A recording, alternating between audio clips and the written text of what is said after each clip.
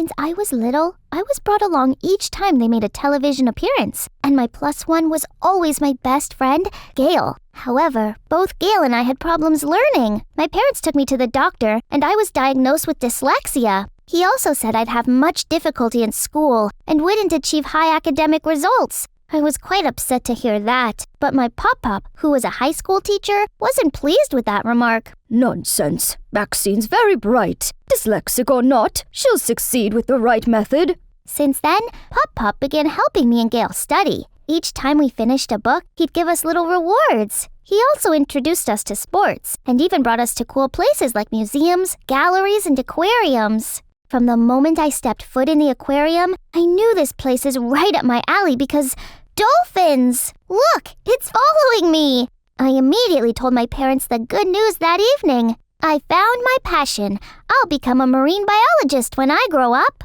Years went by, and school wasn't scary to us anymore. Thanks to my pop-pop, I'm now at the top of my class and excel at biology. Dyslexia didn't have much effect on me. Meanwhile, Gail got rid of her stutter and became much more confident. We're like Superman and Batman, always side by side, working towards our own dream. Professor Coleman, please tell us more about your latest research on marine life. This is my life's work, which has been under development for the last decade. We both got into an elite high school, which would be a good jumping pad for our future. But unlike in middle school where I could learn at my own pace, I had to bend over backwards to have a good GPA, since the curriculum here is so intense. Unfortunately, dyslexia returned due to stress, making things even harder for me. In class, I had to look up the dictionary every 5 minutes, which slowed me down. One time, I stayed in class during recess to correct all the D's and B's that I'd mixed up in my essay. That alone got me called nerd. On the contrary, the pretty, extroverted Gail already became the face of the students' council, and she still tried her best to help me. That's right, this is just a minor setback. But that's not all. Yesterday, my chemistry teacher asked me to read the lab safety rules. Don't taste or sniff. You should be wafting the spell. What? I mean, smell. Sorry. We're in chemistry class, not Potions 101, Professor Snape. That's how Snape became my nickname, all because of that Robbie guy. Everyone loved his shenanigans, and he got away with everything because he's a rising track star. But really, he's the villain in my story. Lately, Gail and I had less time to chat because she's so busy, hanging out with Robbie. They met when Gail interviewed him for the school paper. Worse still, she often defended him, saying I'd like him once I got to know the guy. Ugh, no thanks. Besides, it seems that Gail's making achievements towards her dream. Meanwhile, I could barely handle studying and getting along with my classmates. Then came a time when every student who wished for a head start into a prestigious university needed to see the college counselor, Mrs. Morales. She said that my grades were pretty good, but I'd also need a good personal statement. It's supposed to capture the essence of who I am and show that I'm ready to commit myself to my future. Simple enough, right? But when it comes to actually writing, why is it so hard? Am I doubting my own plan? Can I really be a marine biologist? At dinner, I tried to bring this up to my parents, but it seemed they're already thinking I'm a marine bio student. Guess there's no turning back now. I called Gail to the aquarium to help me clear my thoughts. She was late, so I went to catch up with my dolphin friends. They actually calmed me down. Suddenly, a screeching voice took me out. You're dyslexic because you speak dolphins' language? Should we find Dolphinese books for you? I turned around to see Gail and an entourage of her new friends and that buffoon. They started giggling. No word in the English language could describe how mad and humiliated I was. Did you really need to bring them here just to embarrass me? I walked away, but accidentally headed to a glass tunnel. It felt like I was fully submerged underwater. The horrible memory of the time I fell through ice into the deep, dark, frozen cold water came rushing back. I immediately dashed outside. Max, wait! I turned around to see Gail running after me. Watch out! A car's coming! I quickly pushed her away. The car didn't hit her, but she's injured. We brought her to the hospital ASAP. But when she came to, Gail couldn't speak. Her doctor said her vocal cord was temporarily paralyzed due to neck and chest trauma. That meant Gail could no longer present the school sports day. I was overcome with guilt. Gail told me, "I'll be all right. Sorry about earlier. I thought bringing our classmates would cheer you up." She even said that I should keep chasing my dream and not let anything hold me back. I was so touched, but somehow, her words made me feel so pressured. I'll even work harder from now on. After that day, Robbie kept following me around trying to apologize. I avoided him like the plague. One day I even skipped English, and when I got back, my classmates were buzzing about some substitute teacher named Mr. Coleman. They seemed so excited, since he didn't make them do any work and only told them fun anecdotes. Huh? That name rings a bell. And later my suspicion was confirmed when I met with my grandpa's angry and disappointed look after school. I obviously went home to a raging storm, but it didn't matter. I used this chance to spill my guts about how exhausting school was, how annoying it was to be picked on by an absolute moron all the time while my bestie wasn't by my side. Strangely, Grandpa listened attentively, then simply said he'd handle it. A few days later, he revealed that his way of handling it was making me that dimwit's tutor. Worst idea ever! Even though Pop guaranteed that clown would work with me, I still wanted to kiss that jock with an uppercut. I ranted to Gail thinking she'd help me out of this. Unexpectedly, Gail also told me to give him a chance. Then, I might see his good side too? Right at that moment, the idiot appeared with a Nintendo Switch. How immature! That's my cue to leave. After the first lesson, I realized any regular teaching method could never hold this dummy's attention. But I can't just give up. Pop taught me that there's no bad students. Fine, I'll find the right way to make him study. So, I showed him YouTube videos on biology to keep him focused, taught him the periodic table song, and talked about world history in his language. In 1914, after the Austrian Archduke was unalieved, Austria-Hungary declared war on Serbia, and Russia was like, say less, we got you, bro. Then Germany wanted to be the main character and waged war when literally nobody asked. So, you're saying World War I started mostly because the German Empire was pressed about being mid? Yes, brother. After some time, Robbie's grades went from D and F to C and B. While I no longer had to cram like before, since preparing lessons for him helped me remember everything naturally. Studying suddenly wasn't so hard anymore. And maybe Gail was right. This guy wasn't that terrible after all. One afternoon, Robbie shared some good news. Hey, my track meet went so well. Thanks for helping me with my grades, or else I would have been disqualified. Let's celebrate! Congrats! Can't celebrate without Gail. I heard she just got back from the hospital. Let's come to her place and get nuts. Moderately, though. Robbie passionately talked about his great achievement, while I told Gail that we're getting along now, but Gail seemed unenthusiastic. Then she coldly asked us to leave. We were both so confused. I asked Gail's mom and found out that most of her injuries had healed, except for her vocal cord. She's undergoing treatment, but her doctor was unsure how long it would take for her to talk again. Poor girl. Suddenly, Gail rushed out to put a piece of paper in my hand, then ran away. On my way home, I read the note. It's all your fault. If you didn't run, none of this would have happened. I'd rather get hit by a car. It would have only given me a broken arm. It's you who killed my dream. That's Gail's true feelings? Her words cut deep. When Gail returned to class, she didn't talk to anyone, and of course avoided me and Robbie. One time during recess, Mrs. Morales came to me and complimented my personal statement. She even said that if I kept up my GPA, I should have it all in my bag. That means my essay didn't seem as pretentious as I thought, right? Robbie was so happy for me, but I saw Gail's glare out of the corner of my eye and immediately signaled for Robbie to keep it down. At lunchtime, he asked if I was upset because of Gail. Not really. She'll perk up when she gets better. So, why the long face? Did Mrs. Morales say you have a bright future ahead of you? I'm not sure anymore. I made myself out to look like someone fully committed to marine biology in my essay, but deep down, it felt like I was lying. I can't even get close to water after falling through the ice that one time. I suddenly felt my throat closing and my eyes watering. I instinctively stood up and left without saying another word. I wanted to talk to my mother about this as soon as I got home, but I arrived in the middle of her conversation with Gail's mom. She brought us the good news. Voice therapy worked, and Gail could talk now. That's amazing. Gail's mom said she's waiting for me at the park, so I went straight there. At the park, I saw Gail standing by a pond. Thank goodness you can talk again. I always knew you'd recover for your dream. My dream? It's turned to ashes. Then Gail told me that although she could talk again, her buttery smooth voice didn't return. Oh no, I was dead inside and tried my best to comfort her. I still believed she could overcome this and regain her voice, the same way she got over her stutter. Easy for you to say. Do you know what it's like to have a demon in your throat? I don't even recognize myself anymore. No, you can still... How about you? Can you get over your fear to achieve your dream? Come on now, do it! With each line, Gail put another step forward, pushing me closer to the edge, until there was only a few inches between me and the water. Go on, it's for your dream. What are you afraid of? Gail took one more step, and I fell into the pond. My trauma took over me. I panicked, thinking this was it. Then someone pulled me out. Robbie! You're insane! She could have died! Gail just ran away crying. Don't yell at her. I shouldn't have picked at her wound. Also, this should be a practice for when I become a marine biologist. Seriously?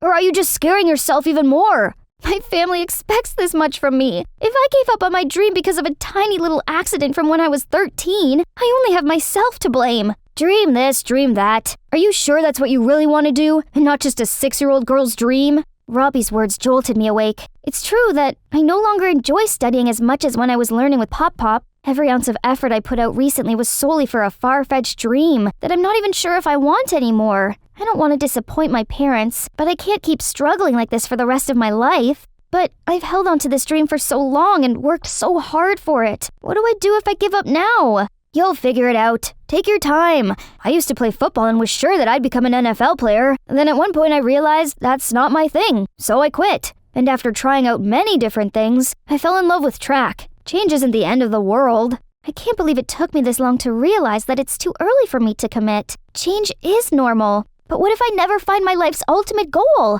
and I'm just wasting time? Jeez, chill, man. You're making someone like me, who couldn't care less about school, actually enjoy studying. You're living life and putting some good into the world. Ain't no time wasted. No need to be Martin Scorsese. You mean marine biologist, right? But thank you. I needed that. I came home to see Gail crying to my very concerned parents. Mom jumped to embrace me when she saw that I was drenched. Gail told me everything. Why didn't you tell us? We're so proud of you, and nothing would ever stop us. So, Gail revealed my fear of water from that accident when I was 13, and how much I tried to overcome that fear for my childhood dream. It's so difficult for me to talk about it, mostly because I can't admit to myself that accident left a scar on me, so I'd suppressed my pain all this time. Telling both my parents about it now actually felt liberating. Luckily, they're very understanding and allowed me time to find my true calling. As for Gail, I'm sorry. I was so frustrated with myself that I put it all on you. It's not your fault. Turned out, when Gail ran off, she was hiding behind a bush nearby and overheard my conversation with Robbie. His surprisingly wise take moved her as well. Gail said she'd keep doing therapy for as long as it'd take. Yes, I believe in you. If voice therapy doesn't work out, becoming a heavy metal rock star doesn't sound too bad. Wow, really? I thought Robbie was talking for a second there. After that, it was business as usual, but there's less pressure on me. I actually made a new friend this year and got closer to my best friend. Gail's voice is improving, and she's also having fun exploring other avenues besides talk show host now. Summer came in the blink of an eye, and I decided to volunteer at a school for students with learning disabilities. I wanted to help other dyslexic people like me learn to the best of their ability, the same way Pop Pop helped me. It sounds like a good start for my own self. Hi, I'm Esmeralda, but most people call me Ralda. And the first thing you should know about me, I'm a total brainiac. I love reading, solving problems, and challenging my mind. But for some reason, that makes me the class weirdo. Like, there was this one time in class when I was 15. My math teacher put this crazy equation on the board. Everyone looked at it like it was written in an alien language. But me? I yawned. Literally. All right, class, solve this, and you'll get an extra 30 marks for your next exam. I'll give you 1 hour. I'll need about 1 second. Very funny, Esmeralda. But math takes time, and done. The answer is 3,642. She's right. At that confirmation, my class was in chaos. She's a witch! And this is why no one invites her to parties. Sorry for having a brain, everyone. Sure, they hated me for being too smart, but when it came to competitions, maths, science, even arts, they needed me. With my bestie Annie by my side, we always won. Annie and I were 2 peas in a pod. Our brilliance made us really popular at school, but it also intimidated people. Guys avoided us like the plague, much to my mom's dismay. Quick introduction about my mom. She's like a teenager in an adult body. She always encouraged me to be more like my big sister, Eva, who was prettier and popular among the boys, but nowhere near as smart as me. I was actually in the same class with her because I skipped 2 grades. Go figure. There you are, skipping the picnic again? How will you ever get a boyfriend if you're always cooped in here? The Smiths have a cute son you will like. Mom, you've set me up with like 20 guys this month. Mom was set on matchmaking me with her friend's sons, hoping for a teenage romance. And Eva supported her because she was the typical big evil sister who loved to see me uncomfortable. The boys were always too dim for me, but Mom never gave up. So I played along like a good daughter. Sweetheart, meet Keith. He loves reading just like you. Oh, what do you read? Manga? You? Manga? Was this guy for real? Science books. Oh, I know some science facts. Did you know the sun is a planet? Science facts? More like science fiction. Actually, the sun is a G-type main sequence star composed primarily of hydrogen and helium, and it generates energy through nuclear fusion. Everyone was gaping, and my mom looked like she wanted to kick me. I'll go meet up with the others. See you around. I knew I was in deep soup with Mom, but no way was I dating a human potato just to please her. The second we got home, she pounced, but I was ready. What was that? Keep showing off and you'll end up 60 years old, still single with cats for babies. So what? I should dumb myself down to get a boyfriend? Yes, please. Not happening. There's gotta be someone who likes me as I am. Maybe some ugly nerd like you. Better an ugly nerd than a hot idiot like all your boyfriends. I tried to shut out their words, but really it bothered me. Was there a guy out there who saw my brains as an asset, not a problem? I decided to stop caring, but then he appeared. It was our final year of high school. Annie and I were busy solving equations for fun, when a horde of girls rushed past us like they just saw a celebrity. Where is he? Another girl flashed us a blurry phone pic of a tall guy with black hair. Whoever he was, I knew the type. Pretty face, zero brain. I was still trying to process what kind of mass hysteria I had just witnessed when a guy that fit the blurry image we just saw jumped out of the closet. Are they gone? I've never seen a guy that handsome in my life, and judging by Annie's face, neither had she. Oh no, not another one. Look, before you faint or scream, just know I'm not signing autographs today. So shoot, go away. And just like that, all perfection turned to ash. Excuse me? Who on earth do you think you are? You're a superstar. Did he say my? My superstar? The guts of this guy. More like a super closet goblin, or a super vain guy who spends hours gelling his hair in front of a mirror. That hit his ego a little. We left him there, baffled. But when we got to class, I realized that Annie seemed a bit out of it. Earth to Annie. Oh my gosh, do you even realize who we just saw back there? A runaway janitor with an ego problem? Are you serious? That was Liam Cross, as in the Liam Cross, award-winning singer, actor, model? It turns out my new arch-nemesis was a world-famous superstar, and I was the only one who didn't know him. Great. I'm his biggest fan! I have all his photos on my phone! You'll never notice girls like us, but a girl can only dream, right? Right. I had never seen this fangirl side of Annie, and thanks to me, she might never get that autograph. While she dreamed of Liam noticing her, I prayed to never see him again, but fate had other plans. Everyone, welcome Liam. Liam, pick a seat, please. Anywhere of your choice as our special student. I prayed he'd sit far away, but then... There. Way to answer prayers, Sky Lord! Hope you don't mind, closet goblin. I opened my mouth to retort but froze when I noticed Eva was watching me, her eyes burning with hate. But she didn't keep me guessing about what her deal was. I don't know what witchcraft you pulled, nerd, but stay away from Liam. He's mine. Hello to you, too. I'm serious. Whatever you did, undo it. He's mine. Mine!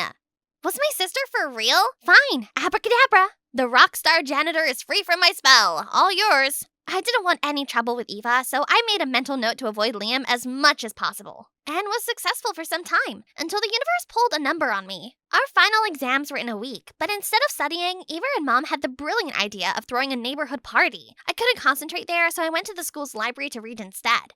Suddenly, the lights flickered out, and I realized I wasn't alone. A sudden thud echoes from a dark corner of the room. Ah! Who's there? Either the library was haunted or someone else was here, but I wasn't going down without a fight. I have a weapon, and I will use it! Just as I was ready to strike, the lights flickered back on, revealing... Ah! Liam! Were you about to beat me with that? Depends. Are you the Candyman? No, I was here to study. It's the only place I get some peace. You study? Wow, just because I'm famous doesn't mean I'm dumb, you know. Oh, really? What exactly are you studying? Better not be some comic book. Advanced calculus. Deriving the rate of change for a 3-variable function. You? I fought hard to hide how impressed I was. Quantum mechanics. Light can't pick between being a particle or a wave, so yeah, kinda busy. Guess that makes 2 of us. What do you say? Let's study together. For the first time in my short life, I genuinely enjoyed a guy's company. I had judged him as another arrogant celebrity, but I was so wrong. He even had his driver drop me off at home. Thanks for the ride. Anytime. Hey, there's this arcade I sneak into. Want to come this weekend? I was nodding my head before he finished. Yes! I mean, sure, I'll destroy you. It's a challenge. See you Sunday, Ralda. I forced back the shiver on how he called my name and bounced into my house, only to find Mom and Ava had been eavesdropping on us all along. Real mature, guys. You and Liam? How? Why? What is happening? Relax. We just got stuck in the library during the storm. He was studying. Liam? Studying? With you? That's impossible. He's too what? Too good looking to have a brain? Mom, tell Ralda to back off. Liam's mine. They're even planning a date. Ralda, maybe you should rethink this. Of course, Mom always took sides with Eva. Rethink what? We're just friends. Hanging out doesn't mean we're dating, and even if we were, what? He's too good for me? Sweetheart, I just think Eva and Liam make more sense together. They both have that effortless charm. And I don't? You're just, different. That word. Different. It had never felt like a compliment. Go ahead, Mom. Call me a weirdo like everyone else. You know, sometimes I wonder if I'm truly your daughter. I was done letting Mom push me around. Ralda! So, against their wishes, I went to the arcade to meet Liam. He had paid the arcade off, so it was just two of us. Because if anyone recognizes me, I'll be mobbed. One of the perks of being famous, I presume. Come on. Ready to get beat? The time at the arcade was the best I had had in a while. I won some, he won some. The day went by so fast, and before I knew it, Liam was walking me to my door, but I wasn't ready to say goodbye yet. I had fun today. Me too. And then, somehow, we were wrapped in a hug. I felt warm, steady, safe. The sudden burst of camera clicks made us tear away. Oh my, you two are perfect together. Hold still, just one more. Ah, young love. Mom, what are you doing? Ralda and her boyfriend sitting on a tree. K-I-S. Mom, we're not Liam, right? I just want you to know you have my blessings. Thanks, ma'am. I'll remember that. How did Mom go from warning me about Liam to encouraging us? Then I got it. This was her silent apology for last night. I happily linked arms with Mom and we made up. Just as we happily walked inside, we saw Eva standing there, watching us. Mom, you're taking their side? Sweetheart, I thought you wanted Liam for me. You would have to look elsewhere, Eva. I don't want you two fighting over a boy. Your sisters first. For once, Mom stood up for me over Eva, but it wasn't my happy ending yet. In the whirlwind of my new Mom-approved friendship with Liam, another friendship was slipping away. Hey, Ralda, my brother's throwing a party this weekend. You have to come. Annie, I already have plans. It's Liam again, isn't it? Gosh, she made it sound like I was cheating on her. I told Liam we'd check out the new park. Look, he's just playing with you. Guys like him don't roll with nerds like us. You better wake up. That's not true. He really likes me. Annie, I'll make it up to you, I promise. Movie night today? Whatever. I promised myself I'd call her later when she'd hopefully cooled off. But I totally forgot when Mom took us out for dinner to celebrate her promotion. To finally moving up in the world. Everything was going well, except for Eva's apparent ongoing grudge for me. I wouldn't put it past her to poison me. The moment the thought left my mind, my face started itching and my throat began to tighten. Mom, something's wrong. Ralda! I would have blamed Eva for what was happening, but I knew better. I had experienced this before. It's our seafood allergy! The last thing I remembered was Mom calling an ambulance and Eva recording a video to show the doctor. And then, darkness. As scary as the reaction was, recovery was a breeze. I was discharged the same day. Annie visited after I told her, but I kept it from Liam. I didn't want him to see me like this. Wow, I mean, I know you told me it was bad, but seeing it? Geez, Ralda, that's next level allergy. Thanks for the words of comfort. I'm getting snacks. I was just relieved I was getting along with everyone. Annie, Liam, even Eva seemed to have cut me some slack. What I didn't know was that it was the calm before the storm. The next morning at the school assembly, I was barely listening as the principal droned on when I noticed something odd. What? Something on my face? Instead of responding, the giggling and pointing at me only worsened. I glanced over at someone's phone and felt my breath leave me. The video! My swollen, lumpy face from yesterday. My worst moment had gone viral. Attention, students. Our school has a very special student. She may be a genius at math, but she's clearly failing in attractiveness. Liam, is Miss Mutant Face really your type? Everyone burst out laughing, and I desperately searched for Liam to see his reaction. I couldn't stand the disgust on his face, so I ran out of the hall. Eva had to be the one behind this. She's been against Liam and I since day one. When I saw her, my fury exploded. What on earth is wrong with you? Excuse me? You leaked my allergy video. I knew you were petty, but this? You'd humiliate me over a boy? Look, I won't lie. I've been jealous of you. You're younger but smarter, always ahead. It's embarrassing. And yeah, maybe I hated that sometimes, but I'd never do this to you. You're still my baby sister. Something about Eva's tone convinced me that she couldn't be lying. Then, who? The night Annie came over, I noticed someone copied a file from my phone. I didn't know what it was because the history was deleted, but maybe you should ask Annie. My stomach twisted into knots. But she's my friend. At Eva's urging, I confronted Annie. You did it, didn't you? You sent that video. You humiliated me in front of everyone. Why? Yes, I did it. Want to know why? Because you broke the cis code. We were supposed to be the same. The nerds, the outcasts. But then you got him. Liam frickin' Cross, the only guy I've ever loved. You betrayed me. You're sick. Liam and I are just friends. Apologize now or I'm reporting you. Go ahead. You have no proof. No witnesses. It's my word against yours, babe. Before I could respond, Ava and her friends popped out as planned. Actually, it's our word against yours. We heard everything, Annie. And now we have proof. Annie couldn't lie her way out of the offense. She was suspended the next day. With that dust settled, I couldn't bring myself to see Liam. I couldn't shake the thought that he must see me differently after what happened. But one day he caught me. Rada, wait! Can we talk? If this is about that vid, I don't care about that stupid video. Seriously, do you think I'd stop liking you over an allergy reaction? I tried checking on you, but you kept running away. because I thought you'd be disgusted. Not even close. My heart was racing. So, everyone keeps assuming we're dating. What do you say we make it real? After all, we have your mama's blessing already, right? Don't feel pressured to pretend to be someone you're not. There will always be someone out there who loves you for who you truly are. So just be you. Not to brag, but these are really tasty. I bet even Grace, my picky sister, would finish this whole thing in one sitting. My cooking abilities were definitely up there with Michelin star chefs. I took another bite out of a fajita when I heard noises coming from the living room. Ah, Grace must be back. There she was, sprawled out on the couch, surrounded by her handbag, heels, jacket, and other stuff. Grace, we've talked about this. I can't keep on tidying up after you. I have studying to do, I said as I picked up her things. Suddenly, Grace sat up, rested her head in her hands, then looked at me with sad eyes. An uneasy feeling welled up in my heart. Oh no, what was wrong? She sighed, and as she glumly stared at the floor, she said, "Easton, pack your things. We're moving out tomorrow." What? Again? I couldn't contain my shock. Why, Grace? Do you owe someone money again? Grace didn't answer, so I worriedly asked, "How much do you owe this time?" $7,000, she mumbled. What? $7,000? That's crazy. What did you borrow so much money for? I plopped down on the sofa in disbelief. I sat there, frantically wondering how to deal with Grace's enormous debt. Her extravagant spending habits had started after our parents passed away. I guess she was trying to numb out her grief with the latest must-have outfit. Then suddenly, she burst out laughing. Come on, bro, I'm just kidding. Huh? I gaped at her. Grace, it's not funny. For an instance there, I actually thought we'd have to elope or something. She grinned at me. If there's no debt, then why are we moving again? I followed her as she walked out of the room, took a piece of fajita, and popped it in her mouth.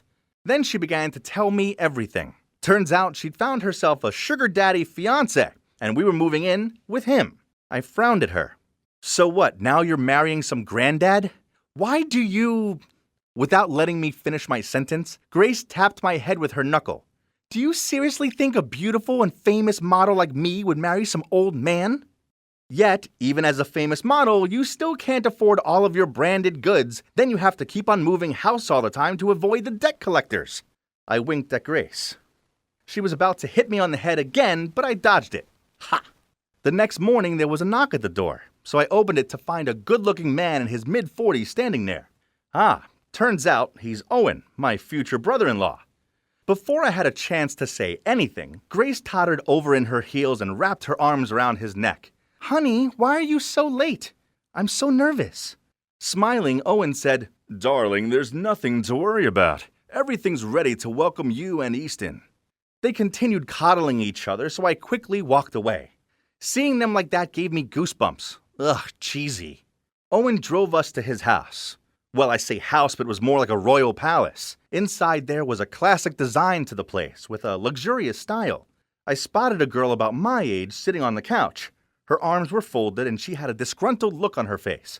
Owen looked at her and said, Vivian, why are you still sitting there? Come and welcome your stepmom and uncle. Vivian smirked and coldly replied, No thanks. I'm not in the market for a new stepmom, especially one who's barely out of high school. Then she stormed off, slamming the door behind her. Oh no, she hates me. Does she? Seeing Grace look worried, Owen, though obviously a little angry, still tried to reassure her. It's okay, she's just being a typical teenager. Give her a few days and I'm sure she'll be fine. As for me, I was a little... No, I had to admit that I was very nervous. Vivian's sharp-eyed look had made me feel uncomfortable. I mean, I think a tank full of sharks would have been more welcoming than her. Looks like my new home life wouldn't be easy. The next morning, while I was helping Grace take some pictures of her posing in the living room, for the gram, she suddenly yelled so loud that I had almost dropped the phone. Hey, take that dog out right now! Hurry up! I turned around and saw Vivian walking what looked like a white cloud across the room. Seeing that, I ran toward her and said, Vivian, please take it outside, as Grace is allergic to dog fur. Vivian rolled her eyes and replied, This is my home, and this is my dog. Then she smirked as she let go of the dog lead. Oops! Her fluffy cloud dog immediately ran over to Grace and started barking at her. Grace yelped out, grabbed the pillow, then tried using it as a shield as she continued to scream at the dog to go away. At that moment, Owen appeared from upstairs, and with an angry look on his face, he snapped at her. Vivian, get Teddy out of here right now. No, it's them who should leave, she argued, while her dog barked so hard that Grace huddled up tighter in the corner of the couch and cried nonstop. Vivian, you've been warned. If you do it again, then I'll have no choice but to find Teddy a new home, Owen shouted loudly. Vivian huffed out, then gave Grace a fierce look as she picked up the dog and walked off. Man, it was true that life here wasn't easy at all, and it was about to get a lot harder. The next day, I was rearranging my new room when I heard a loud noise coming from downstairs. I went to check it out and found Grace instructing two maids on where to hang a giant print from one of her modeling photo shoots, and laying on the ground was the picture of Vivian with Owen and her mom.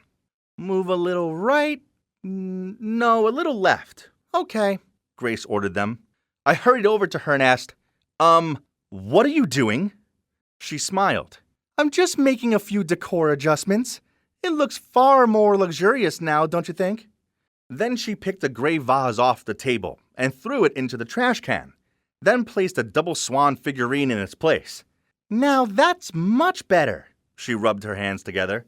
God, I know Grace was just trying to claim her position as host, but even so, she shouldn't have taken down the picture of Vivian's mom, if she knew. At that moment, a scream interrupted my train of thought. Vivian's. Sigh, I knew it. Grace, how dare you? Vivian blushed with anger. Then Grace interrupted her. This is my house too, and I have the right to put my mark on it. It makes the room look far more modern. No, you have no right. Take down that disgusting picture and put the old one back. This is my house, and your father will soon be my husband. So I can do what I please. So stop your childish strops and just accept it. Vivian resentfully picked up the family picture, then quietly took it up to her room. As a witness to it all, I have to be honest, I thought Grace was being outrageous. After all, Vivian's mother passed away not too long ago, so it was only natural to not accept the stepmother, right? But now Grace was messing things up and seemed to want to delete all of the images of Vivian's mother in this house. That wasn't cool. That evening I was reading The Theory of Everything in the garden when I felt a pat on my shoulder. I looked up to see Owen. Easton, I'm just letting you know that schools are all set up for you. You start next week. Then he added, you don't have a car yet, do you? I shall ask Vivian to give you a lift. You're in the same class anyway. Wait, what? I was actually going to the most prestigious and expensive school in the area? That's a dream come true, but I heard that all the other kids that went there were rich and influential. Could a poor guy like me adapt to the luxurious environment there? A feeling of uneasiness suddenly welled up in my heart, but then I told myself that everything would be fine. Monday morning arrived and I made sure I was ready early. I lingered around in the kitchen waiting for Vivian, but 30 minutes later, and she still hadn't appeared. I started to panic, as I didn't want to be late on my first day. That was the type of bad first impression that would stick. I was about to walk to the bus stop when I saw Vivian slowly coming down the stairs. She winced at me and said, "Oh, you're still here. I suppose you want to come with me then?" I didn't answer and just followed her to the car. As soon as I sat down, she sped away. I hadn't even fastened my seatbelt yet, which I then tried to do in a fumbled panic. Every time she pressed down on the accelerator, my heart skipped a beat. Then after some hellish 10 minutes, she stopped the car. Whew! I was still alive. But hang on. This wasn't school. I turned to Vivian and stammered to ask her, but she cut me off. Get out of my car, and if you dare tell anyone how you know me, you will pay. Then she raised her fist to my face. Wow, she didn't have to be that aggressive. But fine, anyway. I didn't want to have anything to do with her either. As I briskly walked to school, I found myself worrying that this would be like it was in the movies, and I'd be teased for being the newbie. The school came into view, and damn, it was even more spectacular in real life. I took a deep breath to muster up the courage to enter the school. The grandeur and beauty of the place was so overwhelming. I was used to graffiti-covered desks and a jam locker door. Not here. Even the restroom door signs were expensive looking. I was wandering aimlessly trying to find my classroom when suddenly, I saw this girl walk ahead and drop something. I picked it up and called after her. Sorry, is this yours? The girl turned around, then squeaked out, Oh my God, thank you. You're my knight in shining armor. I can't live without my glossy lipstick. Then she started doing this odd pose. Then she pouted and flicked out her hair. Was this a rich girl thing? It was very confusing, but hey, I guess she seemed nice. I smiled at her, then turned to walk away. That's when I noticed the groups of girls in the corridor. They were all staring at me, and one of them even winked. Then I overheard some of them talking about me. One of them said, Ooh, he's cute. And another said, It's about time we had a new hot boy in this school. Well, girls from rich schools were weird.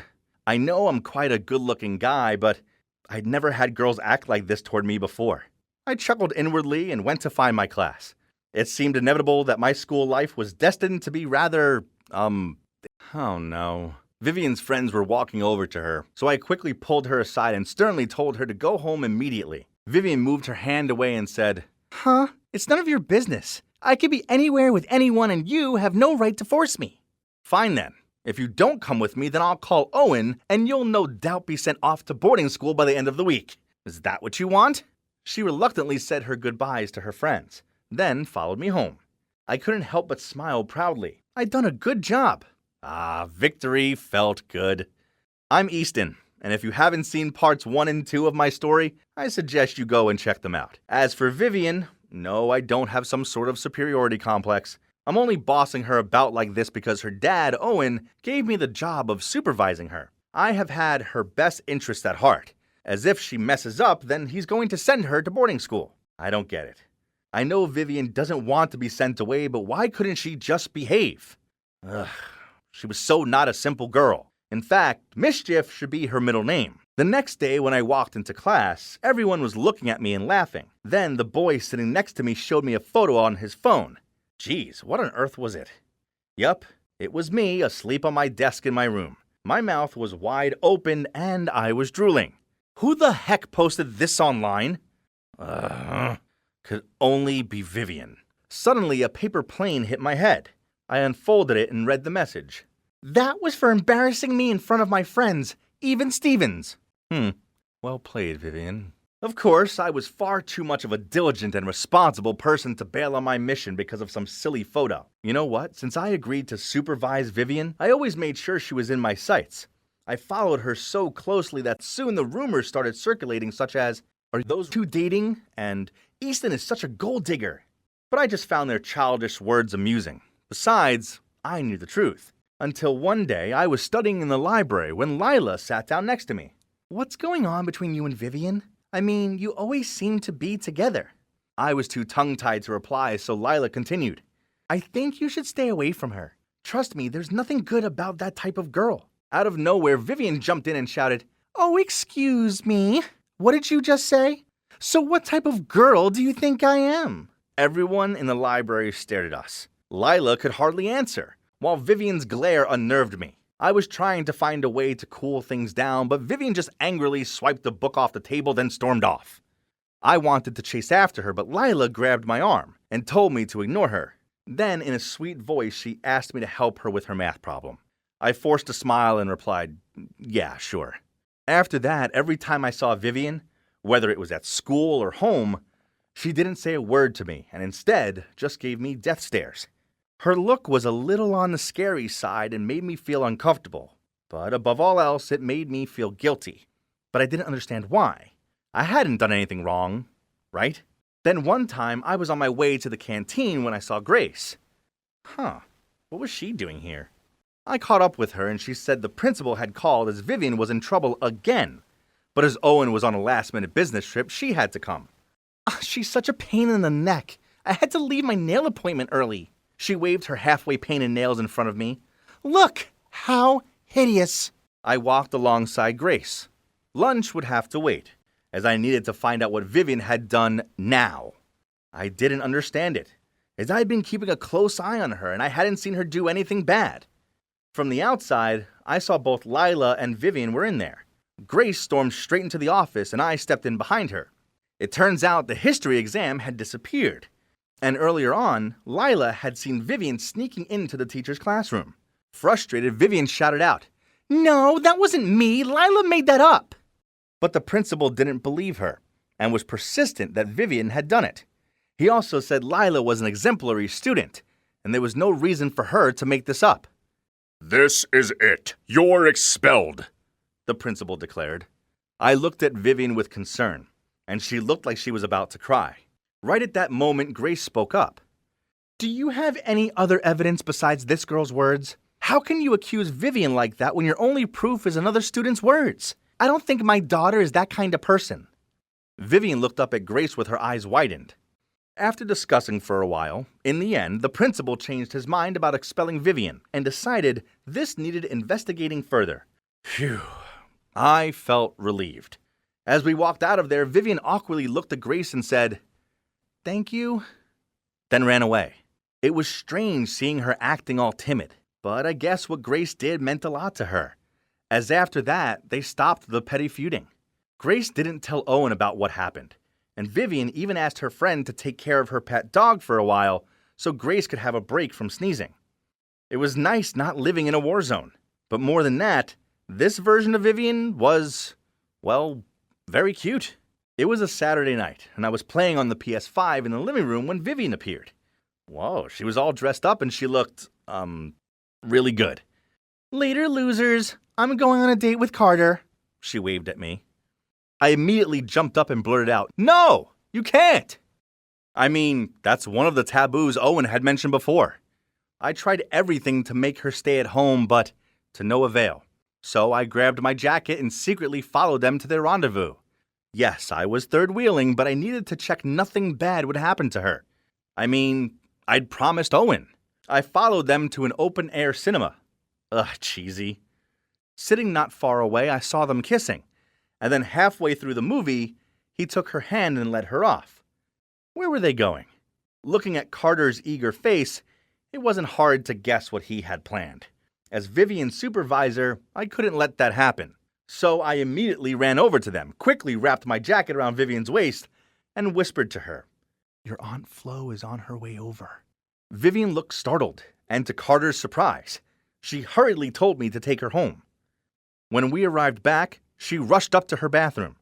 And just as I expected, exactly 1 minute and 30 seconds later, she ran up to me and shouted, "How dare you fool me! You ruined my 3-month anniversary date!" Then she angrily went back to her room and slammed the door. She could be mad with me if she wanted.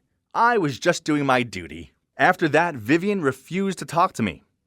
And whenever I saw Carter, well, his death glares made his feelings toward me pretty darn clear. Then one day after school, while I was waiting for Vivian to appear at the school gate, my phone buzzed. It was from her. "I'm trapped in the girls' restroom on the 2nd floor. Please hurry." Without thinking much, I rushed over there. I was just about to bang on the cubicle door when I felt someone grab my collar and pull me back. It was the principal, followed by Carter and Vivian. What? Why was she there? This was so confusing. The principal made me follow them to their office, then accused me of being a peeping perv. What? I tried defending myself, but he didn't believe me. I suppose this wasn't surprising, seeing as I didn't tell them about Vivian's message. However mad I was with her for framing me, I knew if I landed her in trouble, she'd be expelled. And I didn't want that. Not only did it majorly suck that everyone thought I was a peeping Tom, but I also ended up being suspended for the rest of the week. I stayed in my room feeling glum and forced myself to study. But I couldn't concentrate on anything, not even physics. This was awful. While I was thinking about it, I heard a knock on the door. I opened it to see Vivian standing there. Great, now she was here to rub salt in the wound. Regardless of how much you hate me, you shouldn't have framed me like that. This could affect my future. I went to close the door, but she stopped it with her foot. Wait, I have some good news for you, she smiled at me. You can go back to school tomorrow. It was all Carter, so you're off the hook. I looked at Vivian with amazement and asked if it was true. As soon as she nodded, I immediately hugged her. A few seconds later, I felt like I was overreacting, so I let go of her and scratched my head shyly. Then Vivian told me everything. Turns out she found out that Carter had stolen her phone and sent me that message to trap me. Then he told the principal he'd seen me sneaking into the girls' restrooms. Vivian made him confess, but she secretly recorded it and sent it to the principal. So I wasn't suspended anymore. What a relief. Man, I'm really grateful to Vivian. But then I asked her, but Carter is your boyfriend.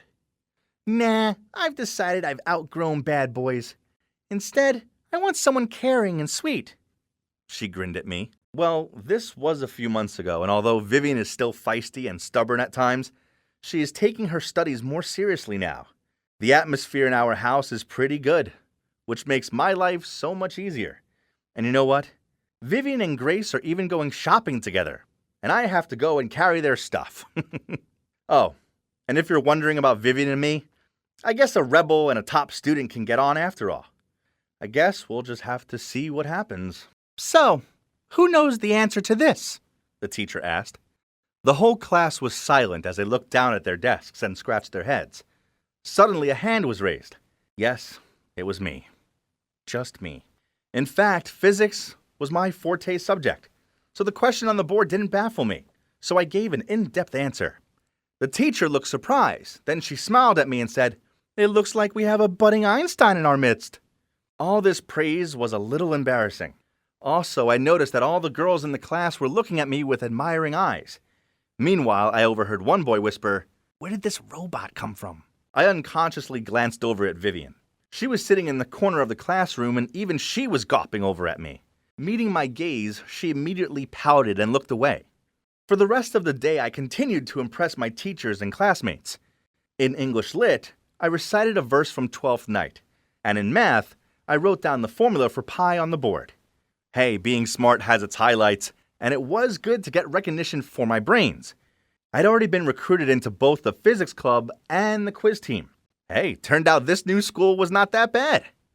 I'm Easton, and if you haven't seen part 1 of my story, I advise you to go and check it out. So, I'm only at this elite school because my sister Grace is marrying an older rich man named Owen. Then there's Vivian, Owen's daughter. I haven't quite worked her out yet, but she seems like trouble. As the first days went, mine was a success, so I was grinning as I walked toward the bus stop. Suddenly a girl caught up with me and patted me on the shoulder. "Hey, I'm Lila. We're in the same class." "Hi, Lila. I'm Easton." I smiled at her. "You're so good at, well, everything," she giggled. "So, I like physics too. I think we should study together sometime." She chewed on her lip as she twizzled a strand of her hair around her finger. "Yes, sure." Suddenly a nudge distracted me. "Vivian." She swaggered past us, then looked back at me and pouted. Seeing this, Lila rolled her eyes and tutted out, "That girl is such a nuisance. I'd recommend you steer clear of the likes of her." I nodded at Lila's words, but kept my eyes on Vivian. At that moment, bump. Vivian, with her head so high, striking her arrogant walk, had crashed straight into some nerd who was walking while looking at his phone. I winced as I watched her fall on top of him, and his phone flung away and smashed as it hit the ground. She blushed and scrambled to get up, frantically took out the money from her wallet and stuffed it into the boy's hand and hurried away. "Huh? What an obnoxious girl," Lila snarked. "Thinking daddy's money solves everything? How ignorant." Sigh. I can only give her a shrug hearing those words, then quickly made my excuses about having to catch my bus. That night, I was watching Mythbusters on TV in the living room when I suddenly saw Grace running out of the bathroom screaming. Her skin had these red patches all over it, and she was crying out how there were dog hairs on her towel. At that moment, Vivian passed us. She looked Grace up and down, then smirked and said, "Oh my. Our model looks like a lobster today. Grace was so angry that she somehow managed to turn even redder. Vivian, you dare? Just you wait. After that, Grace burst into the office and dragged Owen into the living room. Oh man, it was really serious this time. Owen, look at me. I'm hideous and it's down to that spiteful child. She pointed at a still smirking Vivian. These tricks of hers are unacceptable. She shook her arm vigorously, then stomped her feet on the floor. Owen frowned at Vivian, but she didn't show any guilt. Instead, she just shrugged and said, I have no idea what she's talking about. The atmosphere in the house was so tense that I literally couldn't breathe. Seeing this, Grace continued, Honey, it's time we sent her to boarding school. The teachers there will be better equipped to manage her and help her change. Owen listened attentively, then nodded. Vivian's smirk dropped, and she glared at Grace, then turned to Owen and said harshly, Dad, why do you always listen to her? She's just an outsider. I'm your daughter. Okay, let's take it slow. I'll see what's the best for you. Then he turned to Grace and said softly, Come on, darling, let's go get you some medicine. Then he led Grace to their bedroom. I thought that the threat of boarding school would change Vivian, but no. It only seemed to entice her more. One day during dinner, Owen's phone rang. He went out of the room to answer it, and when he returned, his face was all scrunched up in anger. Then he slammed his fist on the table. Vivian, you're causing trouble again? How dare you break in and steal stuff from the chemistry lab? I really have no words. She didn't respond, still focused on her plate, which drove Owen even madder. He shouted, Your teacher said if you make any more minor mistakes, they'll expel you. Is that what you want? Oh my God, expelled from school? That would bring shame to our family, Grace added. Vivian glared at Grace, but she still continued. I did tell you to send her to boarding school, but you refused. Then suddenly, her eyes lit up as if she had just come up with some crazy idea. Then she turned to look at me with a smile that sent chills down my spine. Ah, I know. Easton's a top student, and he's in most of Vivian's classes, isn't he? So he can supervise her. Maybe there will be good results. What? No way! Vivian and I shouted in unison. While I was silently cursing Grace's crazy idea, Owen seemed quite amused by it. Yeah, that sounds good. No way! Who the hell is he to monitor me? Well, if you don't like it, then I suggest you go up to your room and start packing for boarding school. Vivian didn't say anything else, just sulked and stormed back to her room. Owen shook his head wearily, then told me to go have a little talk with him in his office. Easton, please help me keep an eye on Vivian. Honestly, I don't want to send her away to a boarding school, but I can't sit around and wait for her to be expelled either. This put me in a dilemma here. I didn't want any involvement with this stubborn girl, but I couldn't say no to Owen. Seeing me hesitate, he continued, Please, she's a good kid. She's just had a tough time and she's so angry at everything. She's so angry at me. And yeah, you guess it, I gave in and agreed to help him. Then he immediately listed off a series of tasks. Don't let Vivian get anything lower than a C. Don't let her hang out with any bad friends, including Carter, her current unpleasant boyfriend. Follow her closely and don't let her break any school rules. Make sure she takes studying seriously for once. These sounded simple, right? For normal people, maybe, but Vivian was far from normal. Instead, she was troublesome, cunning, and uncooperative. I had no idea how I was going to convince a rebel like Vivian to abide by any of these rules. But I told Owen I'd help. So now I had to stick to my word. So from then on, I officially became Vivian's tutor and butler. I had to tutor her every day, keep an eye on her 24/7, and of course, put up with her mischievous pranks to escape my management. Please, focus. Why do you keep on staring out the window and daydreaming when the exams are right around the corner? I got really mad at Vivian. I don't want to, but I have a headache, so I just can't concentrate. She wasn't fooling me with that fake pity face. I immediately pulled a tablet of aspirin out of my shirt pocket and tossed my head to signal her to take it so that she could keep studying. Vivian was dumbfounded, picked up her pen, and started doing the homework. But within just less than 5 minutes, she turned to me and asked, Hey, Easton, Do you like playing games? I flipped the pages of the book and reluctantly said yes. Clearly, she was just waiting for that, as she immediately took out her Nintendo Switch, excitedly gave it to me and said, "So you can play this, and I'll sleep for a bit. I stayed up so late last night watching movies. When the time's up, just tell my dad that we finished studying." Before I can say anything, she'd already jumped onto her bed and wrapped herself in blanket. Ugh, so frustrating. But then an idea popped in my head. Well, then let's change the learning method. Language shower. How does that sound? Then I reached for the mini speaker on the table, played a Spanish audio lesson at the highest volume, and placed it right by her ears. She quickly covered her head with a pillow, but I didn't give up and continued pushing the speaker close. After rolling around in bed for a while, she finally admitted defeat, and with a frowning face, went back over to the desk and said, "Okay, just stop this crazy torture right away, please. You want me to sit here and study, right?" I folded my arms and smiled smugly. Ha! This girl is not that hard to handle. I didn't share Vivian's carefree attitude. Instead, I was so anxious that she would fail her exams and I'd get the blame. I even had to beg her, "Hey, please, focus on studying literature, please. If you get an F, then I will be dead meat." "Huh? That's none of my business," Vivian sneered. I desperately passed her my essay. "Here, I've already prepared this for your reference. You just have to memorize it." She quickly scanned it once, then dropped it down on the table and replied, "Nah, you can learn it by yourself. I have better things to do." Helplessly, I picked up the essay and read it out loud. I read it again and again, with the hope that while she was polishing her nails, she could remember a few sentences. At first, Vivian seemed annoyed, but then she giggled and said, "Okay, let me learn on my own. Your poor face looks so funny." What a miracle! She actually started reading through the notes, but to be honest, I didn't expect much. But you know what? The most unexpected thing happened. When we were standing outside of the school gates, she showed me her exam results. B's and C's, and not one D. Man, this felt even better than when I got an A+. Well, almost.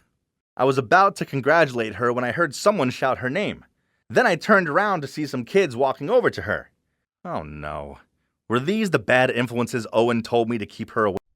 I was sitting in the reception with an ice pack pressed to my head, waiting for my mom to come pick me up. Ugh, that stupid rogue ball during PE! Oh, there she was, glamorous as always.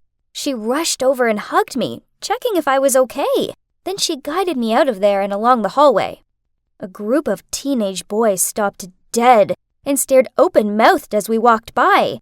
One even wolf whistled. Even my math teacher, who was walking out of his classroom, started readjusting his tie and waved over at us.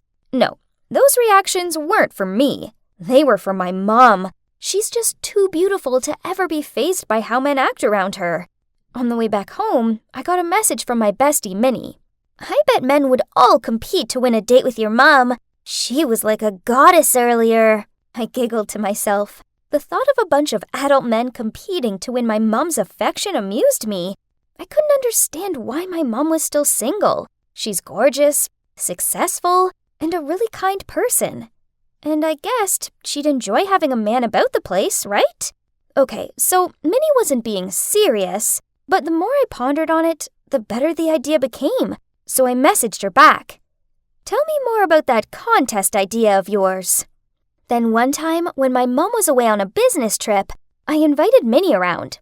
We spent all evening posting about the auditions online and handing flyers out around town. Soon, the applications came flooding in.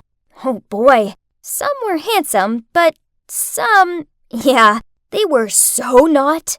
Delete, definitely. We got everything ready to spend hours sifting through all the applicants. Gotta be strict, 'cause the chosen one had to be perfect like Prince Paris to match with a woman like my mom, whose name is actually Helen. Finally, we whittled them down to a top 10 list, and we invited them along to round 1. Fitness is important, right? Well, at least that's what Minnie says. So we set up an assault course at the local park. All the guys showed up, including Mr. Swanson, my gym teacher. Uh-oh, awkward. But hey, I suppose he was good-looking, and a physically strong man.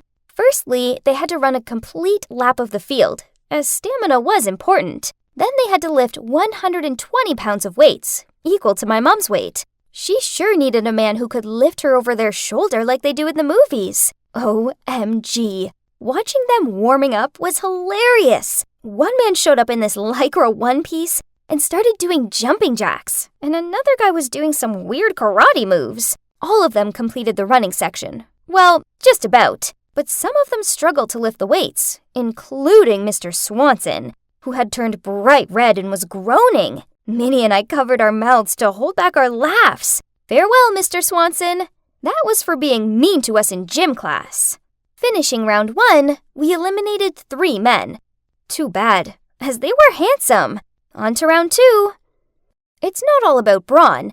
Brains are important too. That was why Minnie and I spent 2 days noting down all the questions for our Who Wants to Be My Mom's Boyfriend quiz round. My mom deserves a man who knows everything. We set out a row of kid-sized chairs in the backyard. Then we walked along the line and fired questions at them. Suddenly, one man stood up and furiously said to the others, "Why are we letting some kids test us like this?" Then stormed off. Minnie whispered, "Not surprising, really." I saw him scratching his head at the other questions. We then eliminated those with the lowest score, leaving just 5 potentials to go through to round 3. That night, I was about to grab something to eat, and I saw my mom standing in the kitchen. She was back earlier than I thought. She was looking down at the pile of profiles on the table with in and out stamps on them.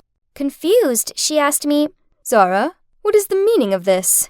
"Mom, we think you've been lonely for a long time, so Minnie and I are doing a contest to find you a man." I gave my best puppy-eyed look. "Actually, tomorrow is round 3. It'd be perfect if you could join us for the interview. Please?" Mom glared at me and shook her head. But I kept insisting until she sighed and said, "Fine, I'll come." I howled with joy and hugged her. Bring on round 3, the interview stage. Minnie and I asked the questions, while Mom, Queen Helen, watched from her throne. The first one, Tyler, waved over at Mom and said, "Helen, do you recognize me?" My mom just smiled politely. Turned out, Tyler had a big crush on my mom since they were both in high school. Then when Minnie asked him to show us his talent, he ignored her and said to Mom, "Oh, Helen, I've never stopped loving you. You remember back then when we—" I shouted out, interrupting him. "Not impressive enough. Next!" The second one stepped in. Simon. Ooh, he was wearing a suit and seemed like a gentleman. "Maybe you don't recognize me," Simon spoke up. My mom's smile disappeared. "I'm Simon, the head of the engineering department in our company." Simon must have had a crush on my mom for a long time, but she sure didn't even know he existed. His talent performance was to help fix 2 faulty computers in my house.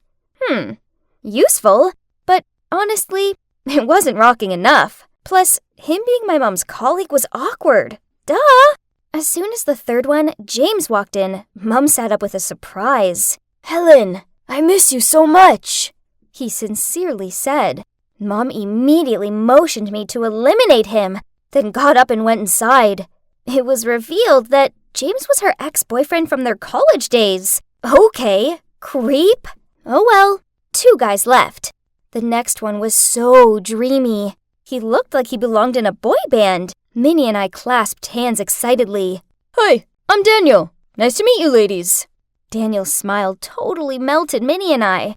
"I don't know if you ladies know, but I live on this street." Seriously? How did I not know a handsome neighbor like this?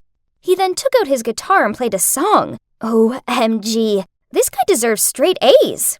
But he was only 21 years old. That was way younger than my mom. And he was the last one of all. Very handsome and sweet. For his talent, he'd make us cupcakes. "These lovely little ones are specially made for you, lovely ladies." He smiled. Oh, how charming. In the end, Minnie and I sat together and discussed our options. Well, the result was quite obvious. I excitedly announced, "We've made our decision.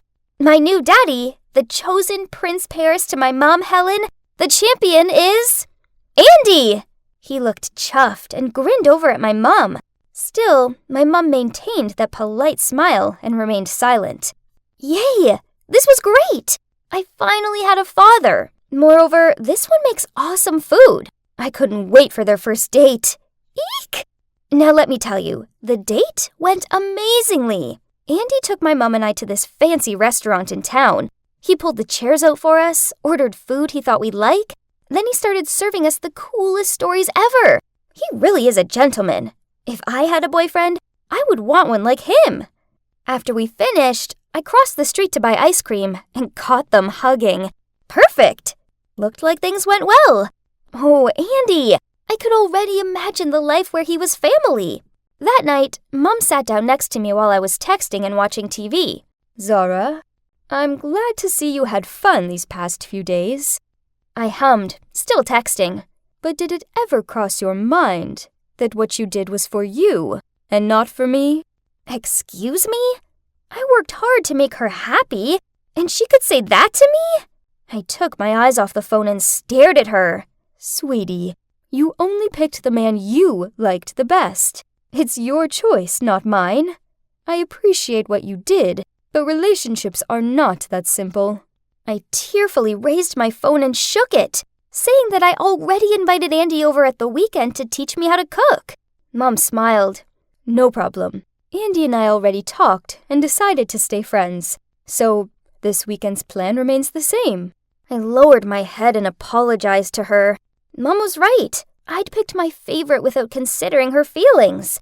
But yeah, it wasn't all bad, as after that, Andy kept coming over most weekends. Took me to go buy groceries with him, and then cooked for us.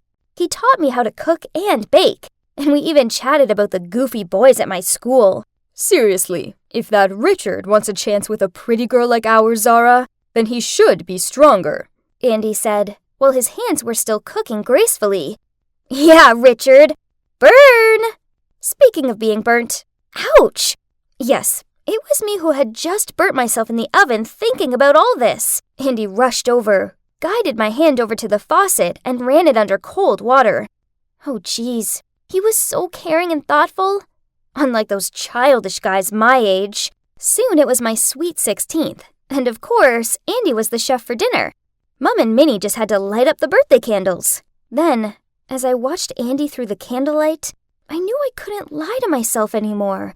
I was in love with him. I spent days planning for the best confession to him. Only, before I could tell him how I felt, Mom told me, Andy just called me and said he'd been offered the head chef job in New York. He's leaving next week. What? No! Why? It was Andy, the first love of my life. That was so unfair. We didn't get any chance to see him until the day he boarded. Mom and I went to the airport to see him off. I couldn't bear watching him go, so I glued my eyes on the floor while he was still excitedly chatting with my mom.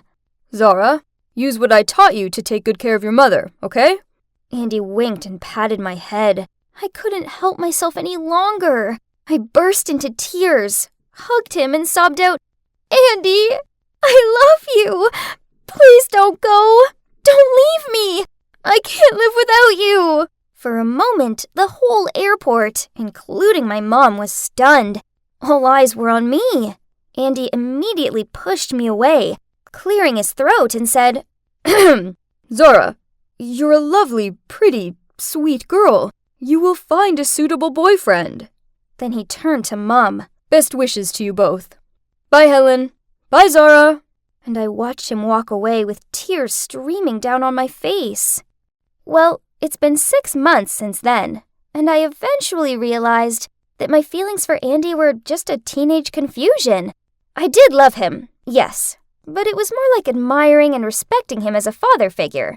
Anyway, I do have a new dad now, but it was my beloved Mom's choice. His name is Harris, and he might not be as good a cook as Andy, but he's a nice guy, and he makes her happy. And of course, we still keep in touch with Andy. Both his career and his love life are doing really well in the Big Apple. I've learned my lesson. Life's full of choices, some good and some not so good. But sometimes, however much we want to, we can't make choices for other people. Instead, We just have to take a deep breath and let them make their own. High school has started, and it's going pretty well. I'm currently seeing this very cute guy in math class. Guys my age are not that bad, to be honest. Minnie's not so bad on herself either, as she's now dating that musician Daniel and enjoys touring around with him whenever he plays at concerts. What a happily fulfilled ending for everyone, isn't it? Ow. Jess, can we please take a break? 15 minutes, okay? I'll go grab some Oreos. Our favorite! Ugh, I hate chemistry, and it doesn't like me either. The only thing I know is that cafe has 2 chemical elements in it, calcium and iron. My parents are freaking out that I'll fail it. I don't know why. I mean, it's not like I want to be a scientist or anything. Anyway, they asked Jessie to tutor me. Currently, my grade's still lingering around the F mark, but there's no way I'm finding a new tutor. Why, you ask? Well, because Jess and I are the perfect match. We're both addicted to online shopping and love to read about the latest scandals to hit social media. And that quickly turned us into best friends. And this is my ABCDEFGH boyfriend, Bryce, which means attractive, brilliant, cute, darling, elegant, funny, gorgeous, and hot. I love him. So, you're probably wondering how I met such an awesome college boy? Well, it's all thanks to Jess, really. As turns out, she's one heck of a wingwoman. So, one time during the break, Jess was looking up her college forums when I spotted Bryce in one post. Wow, that's a hottie! You know him, Jess? I pointed at the post. She then replied, "He's so your type, right?" That's Bryce. I heard he's still single. Go for it. I'll get your back. Oh, that sounds interesting. I grinned back. After that, Jessie went into full-on detective mode. After only 10 minutes, she'd found what block he lived on, what he's majoring in, and even the name of his pet dog. And since then, she instructed me on how to text, reply to, and flirt with him. Cool, calm, and collected. It worked a treat, as by the end of the week, he'd asked me out on a date, and now he's my dreamy BF. He might look like the bad boy type, but underneath it all, he's sweet and shy, just like Edward Cullen. Aww. And guess what? We've been together for 2 months, and, we haven't kissed yet. But, so, how's it going with you and that hot college boy of yours? I don't know. It's just recently, I feel like he's being cold with me. Jess, I know he's read my messages, but he still takes ages to reply. And he never texts me goodnight anymore. Not like before. I'm trying. I mean, he seems happy with the pair of Jordan 4s and the new phone I bought him, but I'm not sure if he wants to be with me anymore. Course he does, girl. You're a catch. He's probably just busy with his studies. I'm afraid he's cheating on me. You know, there's this Sally girl in Bryce's class. I often see that chick following him around, acting all friendly and making excuses to ask him to do stuff for her. Ugh, don't be silly. I bet they're just friends. This girl needed to watch out, as I wasn't going to let her just waltz in and steal my man. I slammed on the table. Seeing how frazzled I was, Jessie made a suggestion. We would take it in turns to follow Bryce wherever he went and find out exactly what he was up to. A few days later, I overheard Bryce on his phone talking about his study group at his house. Annoying Sally would be there too, of course. So, being the bright spark I am, I paid the pizza delivery guy to attach a microphone inside the pizza to spy on him. But, the only thing I heard was Bryce's hungry stomach. Yuck. Another time Jessie texted me. Urgent. Saw Bryce in a jewelry shop buying an expensive necklace. Must be for Sally. Sorry. Fuming, I power walked the 20 blocks to his house. But his mom answered the door and proudly showed off the sparkly necklace Bryce had bought her for her birthday. Oops. Then, on one of my days to follow him, I decided to go in disguise. The problem being it was 28 degrees, so my choice of Sherlock Holmes outfit and fake beard wasn't the best idea. I'd just followed him into a grocery store when the world began to black out and I tumbled straight into a display of cans. The last thing I saw was a group of people leaning over me, including a confused-looking Bryce. "Babe, you're awake, but why the freaky costume?" I sighed, then replied, "I'm sorry. It's just you've been so distant recently. Don't you like me anymore?" He chuckled. "Maddie, of course. I'm just busy with my graduation thesis. You know, I'm in my final year." Aha! So we were all good. Yay! So the next day, I bought us a set of those seriously cute couples rings from Tiffany & Co. to mark this. Peace was restored. At least for a short time. Lately, whenever we went out on a date, Bryce didn't pay attention to my words anymore and just had his eyes glued to his phone screen. Oof! He even chuckled and had this suspect twinkle in his eyes. So I tried leaning over to him to see what was so funny, but I couldn't see a thing, as his screen brightness was lowered to the minimum. "What are you doing?" I snatched his phone, but... What? Wrong password. I bought him this and set the password as our anniversary. Why won't you let me look at your phone? What are you hiding? "Nothing, Mads. I just like my privacy sometimes, that's all. Now, come on, baby boo. I'll get you a chocolate muffin." There's no way I was turning that down, especially as thinking about it, it's the only thing he'd ever bought for me. But as I nibbled on my muffin and watched him transfixed on his phone, I couldn't shake away the feeling that something was wrong. I couldn't drag Jessie into this mission, as her studies were occupying her attention at the moment. It's okay. I can solo it. And this time, I won't faint. I swear. I did my research and found the perfect spy software. I know, I don't normally condone this sort of behavior, but Bryce was hiding something, and I needed to find out what it was. The software was simple to use. I just had to find a way to install it on Bryce's phone. The app itself could be hidden, leaving me free to read his messages without him ever finding out. Perfect! Mission 1. How to install that software on Bryce's phone in a really short time? This is not an easy task, as Bryce is so obsessed with his phone, he even sleeps with it. On a few occasions, he does move away from it, but it's for a few minutes max, meaning I needed to move fast.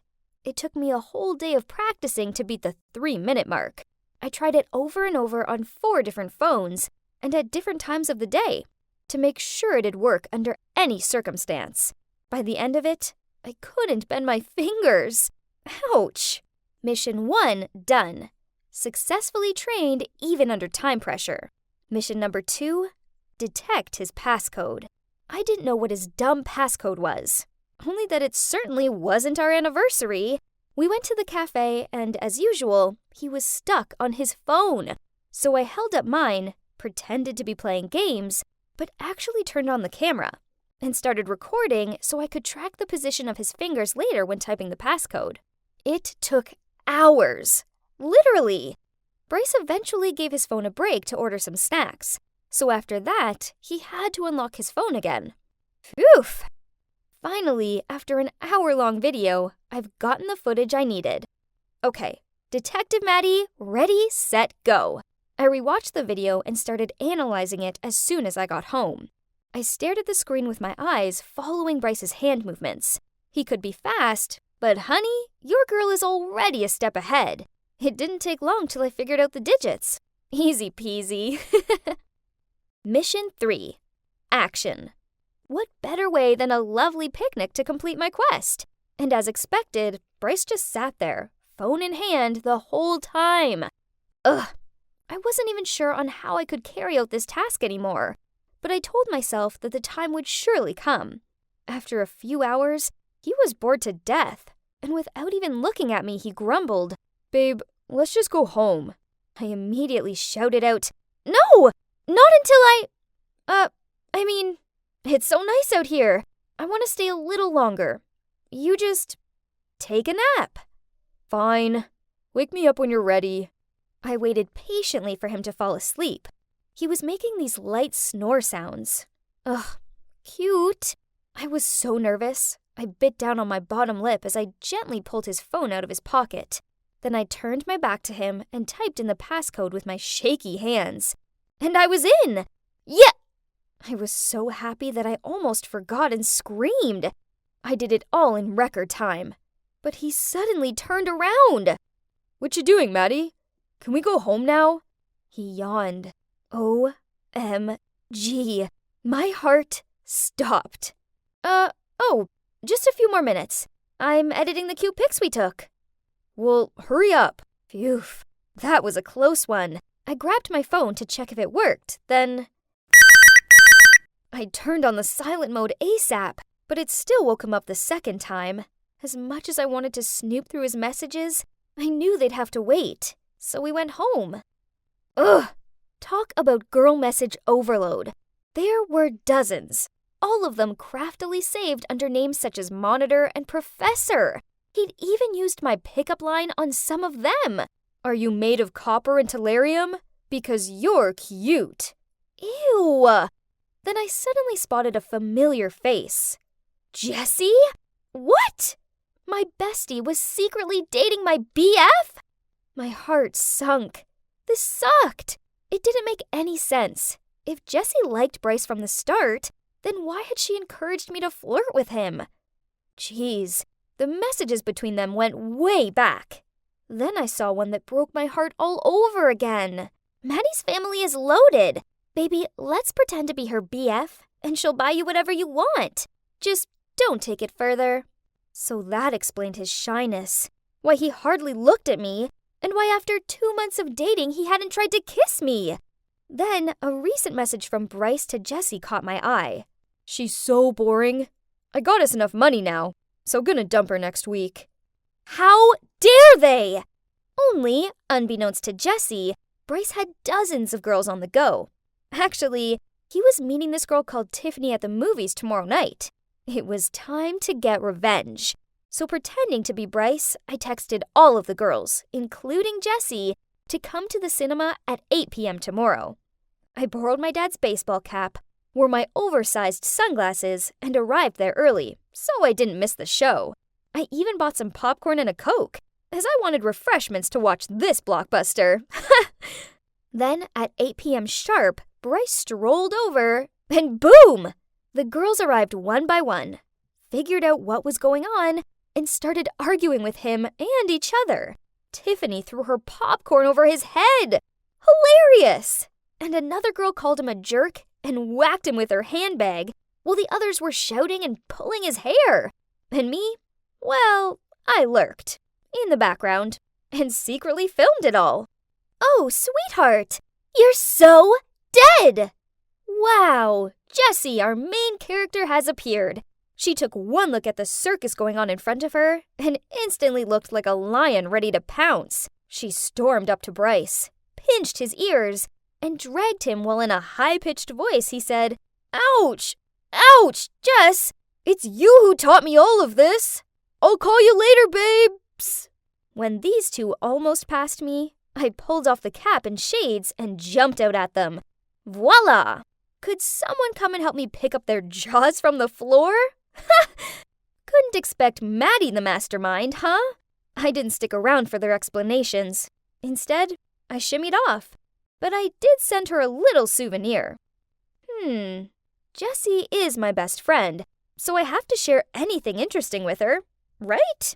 Have a good night, my bestie, and my ABCDEFGH boyfriend, you too. But let me add the IJK. I'm just kidding. Yeah, as for me, I've decided to give my heart a break for a while, as this has taught me a priceless lesson. Don't be smitten with handsome boys. Oh, and be wary of sneaky so-called besties. I stand here before you, looking back fondly on the 4 years of legacy we've all made together. Do you see her? The girl in the graduation gown giving that awesome speech? Well, that was me, Taylor Flores. Take a look at my parents. They looked so proud of me. Oh, but I will never forget this face. This is Jonas, my arch enemy. We were the top 2 students in our school and had been competing against each other since forever. But too bad, Jonas. You lost the final battle, because I was the one asked to give the graduation speech, not you.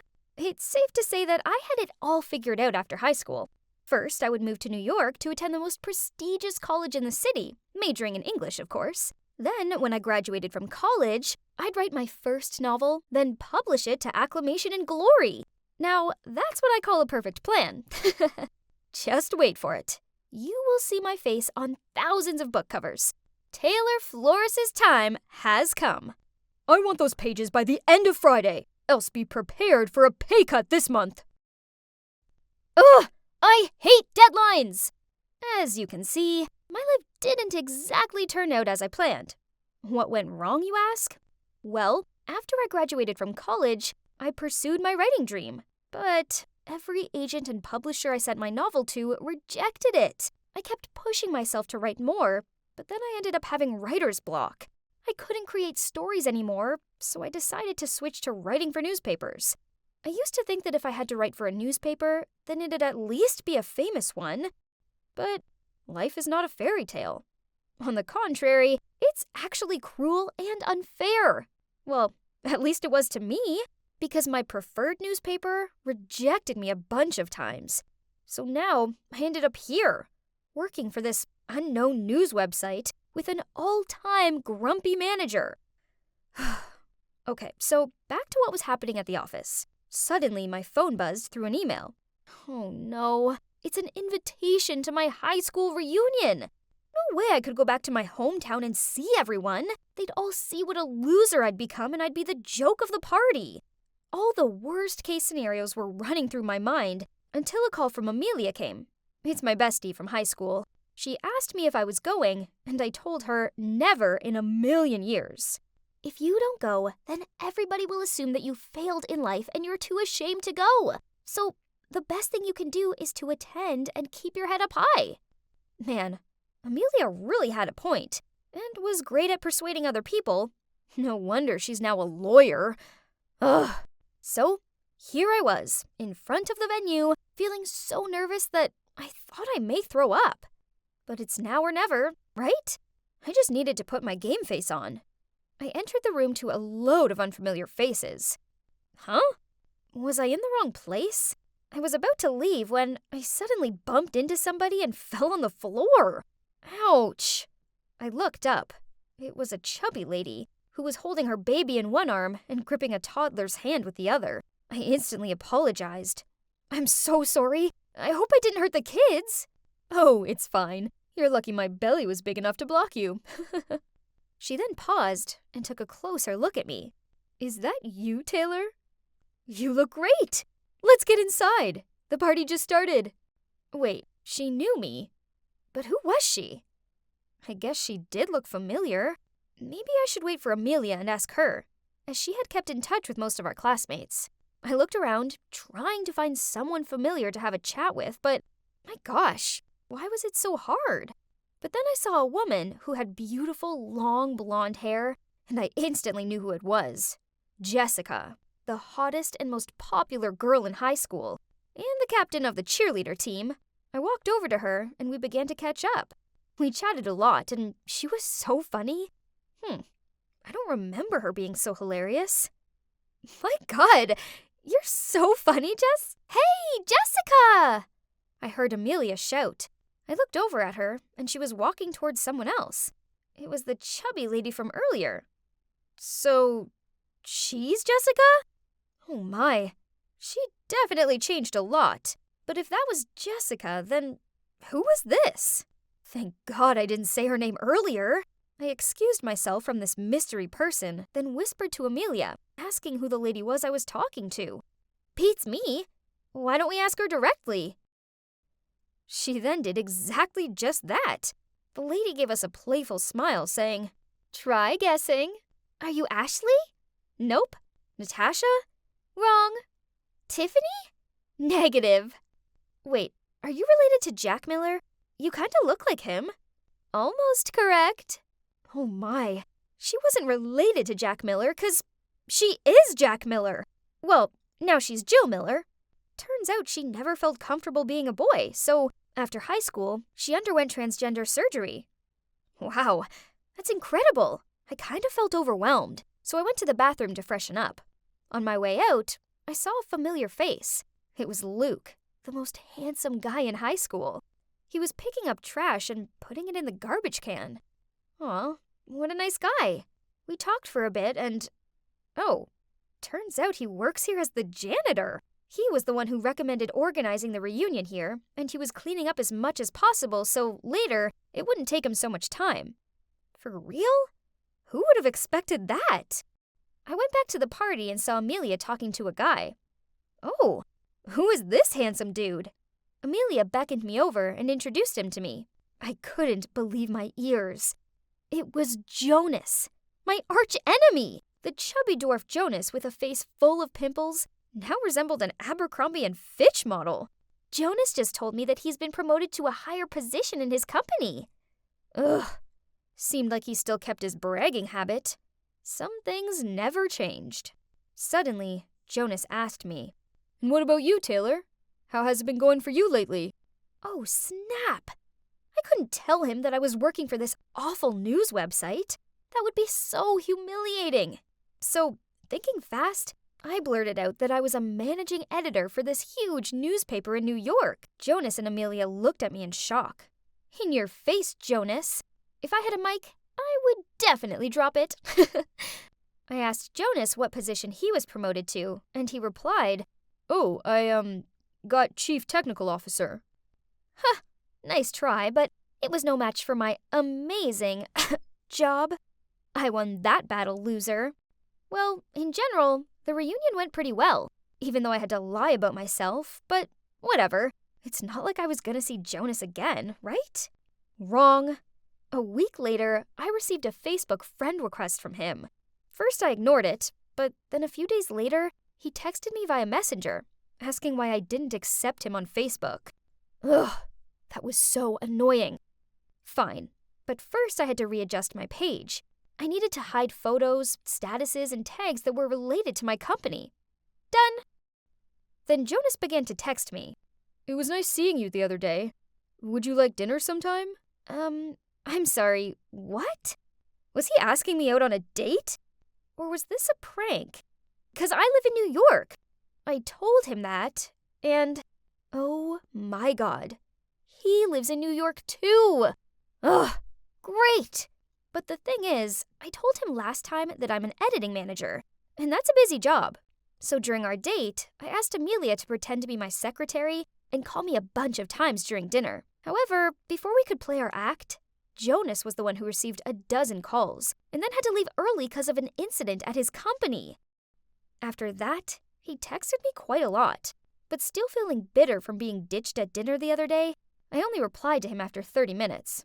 Every time.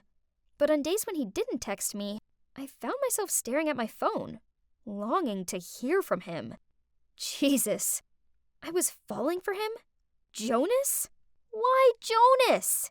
I couldn't understand myself anymore and was unable to stop my feelings. So when he told me he liked me, I said I liked him too. And soon we became a couple. It was great at first, but then Jonas insisted that he drive me to work and pick me up. Oh no. I refused, of course, but he wouldn't take no for an answer. Ugh. So when Jonas dropped me at the fake office, I had to run. No, I had to sprint 5 blocks to my real office to make it on time. And then in the evening, I had to leave 30 minutes earlier to run back to the other office and wait for him to pick me up. The first 3 times, I could handle it. But Jonas wanted to drive me to work every day. That's enough. I needed a break from all this running. Eventually, I came up with an excuse. I bought a bike and told him that I wanted to ride to work, as it would be good for my health. Phew. I didn't have time to run 5 blocks each day anymore, because I had an important interview to prepare for. Oh yeah, I was applying to my dream newspaper. Again, if I did get in, I don't need to lie to Jonas anymore. And luckily, my interview went pretty well. I had a smile on my face as I walked over to the elevator. First it was just me, and then a bunch of employees went in. The elevator was about to close when suddenly, from the outside, someone put his hand between the doors. "Please wait!" And that's when I saw a familiar face. Jonas! Our eyes met, and we both looked shocked. Then one of the employees said to him, "Hey boss, I already finished the report, and will send it to you this evening." What? Why did the guy say that to him? When the elevator reached the ground floor, I quickly ran out of it. Jonas ran after me, held my hand, and said, "Wait, let me explain." What is there to explain? We both lied to each other. Jonas held me in his arms and tried to keep me calm. Then he began telling me everything. Oh my God. Turns out he's the actual editing manager of this newspaper. Ugh! Well, that explains a lot. I should have known he didn't work in technology, as I once asked him to repair my laptop, and he ended up locking himself out of it. Hearing you say you had my job shocked me. I didn't want to embarrass you, so I made up another position. So he knew right from the beginning I was lying. Then why did you insist on driving me to work, when you already knew I didn't work there? I was just messing with you. Besides, I was kinda curious to see how long you could keep the lie up for. I'm sorry. But the truth is, I like you. I have liked you since high school. Back then, I was always competing with you because I wanted you to notice me. I thought I was about to throw a tantrum, but thinking back, it was all my fault. If I hadn't lied in the first place, then Jonas wouldn't have had to lie about himself. Right at that moment, I received an email from Human Resources. Oh God, I got in! They were so impressed by me that they had to email me right away. I was so happy that I hugged Jonas as he said, "Congratulations, newbie. Now, let's get to work. Your first task is to go out on dinner with me." Yeah, so now Jonas and I work at the same place, and he's my boss. I used to hate losing to him, but now that he's my boyfriend, I feel fine. Actually, I'm really proud of him.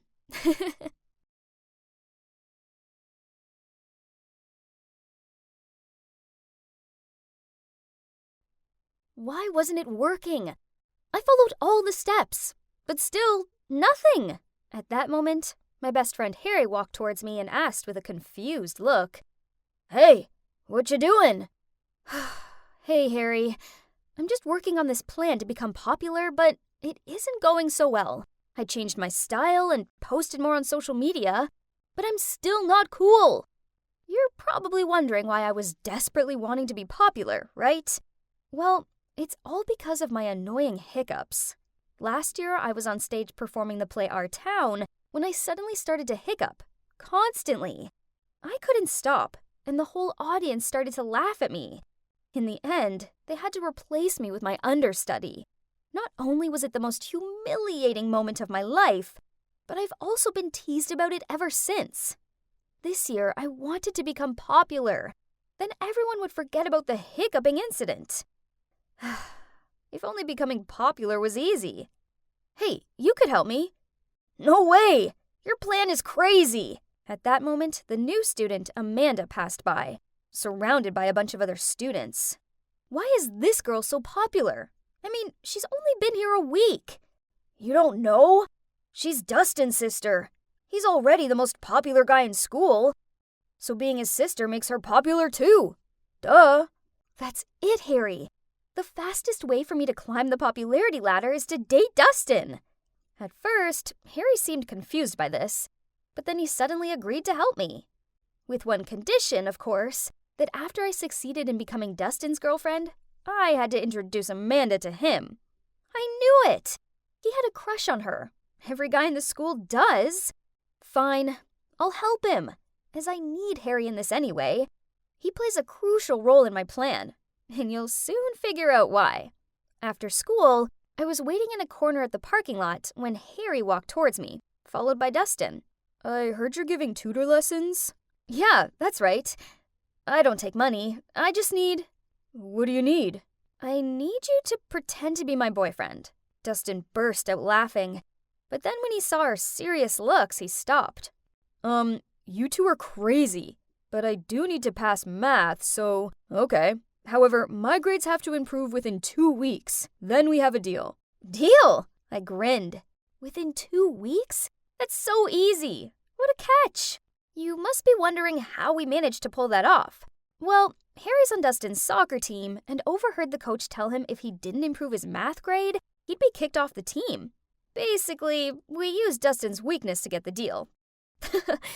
I know I had no chance with him by using my lousy flirting skills, so it's time to use my greatest strength, my brain. Pretty smart, huh? I started to tutor Dustin. Then after 2 weeks, he shot up 2 grades. And that's when he held up his end of the deal and pretended to be my boyfriend. The next day, Dustin and I held hands and walked into school. And just as I expected, everybody was gawping at us. I even heard them whisper about me, "Is that the hiccup girl with Dustin?" And, "Whoa, since when were those two a thing?" Ha! And that's not all. Wherever I went, people would follow me. And in every class, everyone wanted to sit next to me.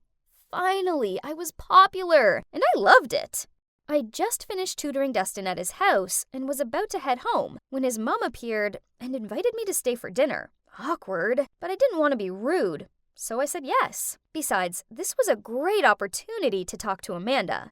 I was sitting next to Dustin at the dinner table when Amanda walked in and gave me a dirty look. What is she doing here? Amanda, manners! Okay, had I upset her somehow? After we finished eating, I helped Amanda clean up. I pulled some homemade chocolate cookies out of my bag and gave my friendliest smile as I said, my friend Harry, he likes you. I was wondering if..." Without letting me finish my sentence, Amanda interrupted me. "Sorry, let me stop you right there. First, I don't eat cookies. Gross. Second, I assume you're asking me if I want to go out with your friend, right?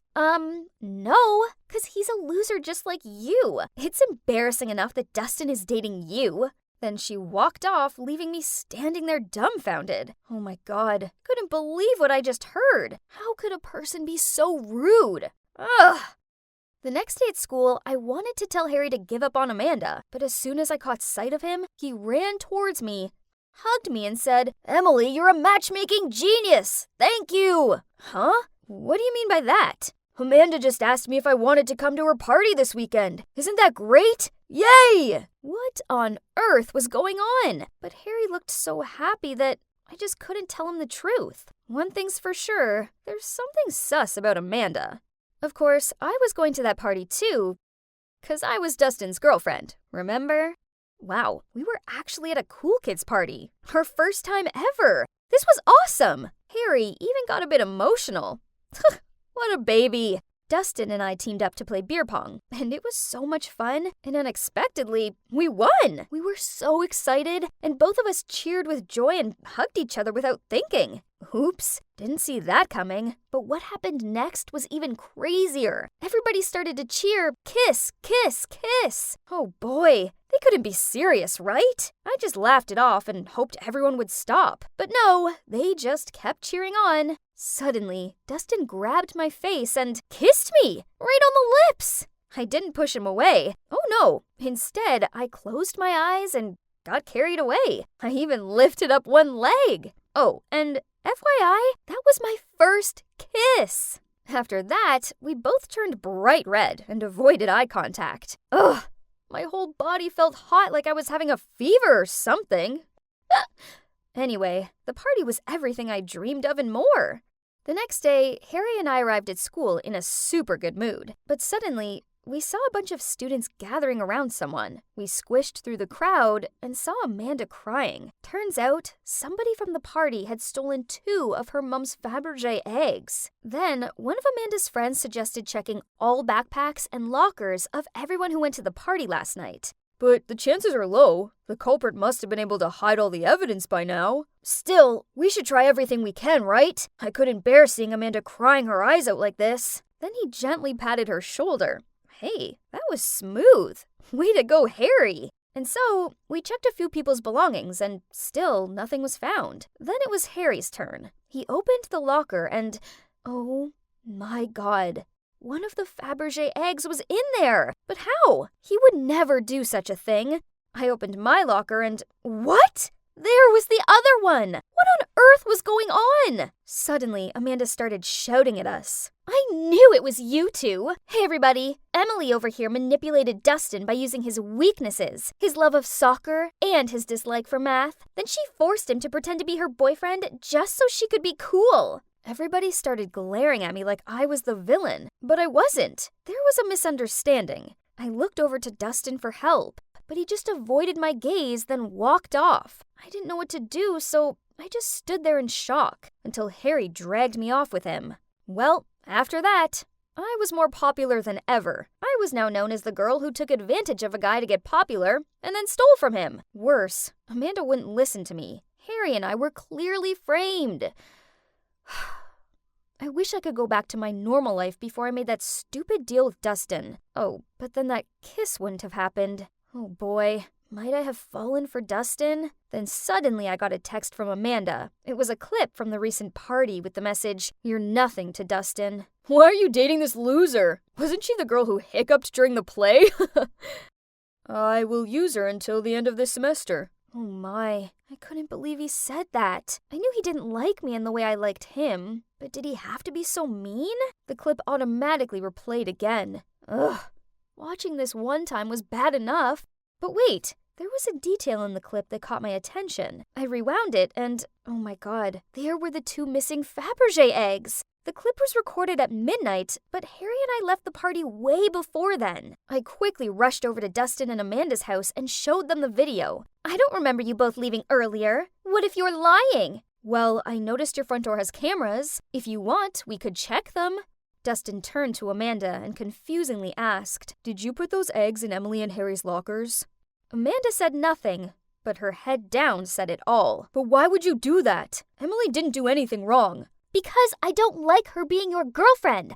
I like you. What? Isn't she his sister? Oh, turns out they aren't actually siblings. Whew. That would have been weird. The truth is their parents were really close, and when Amanda's parents died in an accident, Dustin's family took her in. So Amanda was like a sister to Dustin, but Amanda, on the other hand, has been in love with him for a long time. I decided not to make a big deal out of it. As long as she posted a status on social media saying this was all a misunderstanding and that we didn't steal from her, and she reluctantly agreed. Afterward, I immediately got out of there without saying anything else to Dustin, but he ran after me and apologized for not defending me the other day. He just couldn't choose between me and Amanda. And then he said, "That clip you saw wasn't what you think." Ugh. What's there not to understand? It was so obvious. Then what is it? Please tell me. But Dustin just stood there silent and stared down at his sneakers. Just like I thought. There's nothing else to explain, so I stormed off. The next day, Amanda posted the status and our names were finally cleared. My life is back to being boring, but it's okay, as I now know that being popular isn't what brings me happiness. Oh, and about me and Dustin? Well, a few days later, he sent me a video. It was the same clip from the party. At first, this frustrated me. I mean, why would he make me endure watching that again? But then I noticed that this clip was longer, so out of curiosity, I pressed play. And you won't believe what happened in the second half of that video. After the part where Dustin said he just wanted to use me, everybody teased him more. He got angry and yelled. Yes, Emily is weird, but weird in a good way. I like the way she smells books every time she opens one, and the cute way she gets embarrassed when she sneezes loudly. And do you know what I like most about her? That she hiccups every time she's nervous. You heard me right. I like her. You see? Dustin likes me too. Amanda cut this part of the video out on purpose so I'd misjudge him. But now that I knew the truth, what do you think I did? Yeah, of course I forgave him. I mean, how couldn't I? It was a normal Monday morning. I was standing by my locker when this Layla girl walked over, leaned against the locker next to mine, and talked to me in this sultry voice. "Hi, handsome. Do you have any plans after school?" I looked around in confusion. Huh? Was she talking to me? Usually girls like Layla didn't talk to guys like me. I mean, come on, look at her. She's the hottest girl in school. While I'm Felix, just your average-looking nerdy guy. I awkwardly replied, "Oh, hi, I'm just doing my homework after school. Bye." Then I left her there, dumbfounded. But it didn't end there. At the end of school, she approached me again and asked, "Do you want to hang out with me?" Followed by a wink. No thanks, I really have to finish my paper on the French Revolution." Then I walked off. Man, did she really want to hang out with me? No way. She must have lost a bet or something. Even on the next day, Layla, one more time, made a beeline for me with this scary, determined look on her face while I was chatting with my friends. And in a serious tone, she said, "Look, Felix, do you want to be my boyfriend?" What? All my friends started to cheer. I was so embarrassed that I shooed them away to get some privacy with Layla. I'm flattered, but no." She scowled at me. "Excuse me? Do you realize that I'm Layla Hall, the prettiest and most popular girl in this entire school? Not to mention a member of the cheerleading team?" Ugh, cheerleaders are so dramatic. I calmly replied, "Sorry, but you're just not my type." She shouted back, "What? I'm everybody's type!" I just shrugged and left.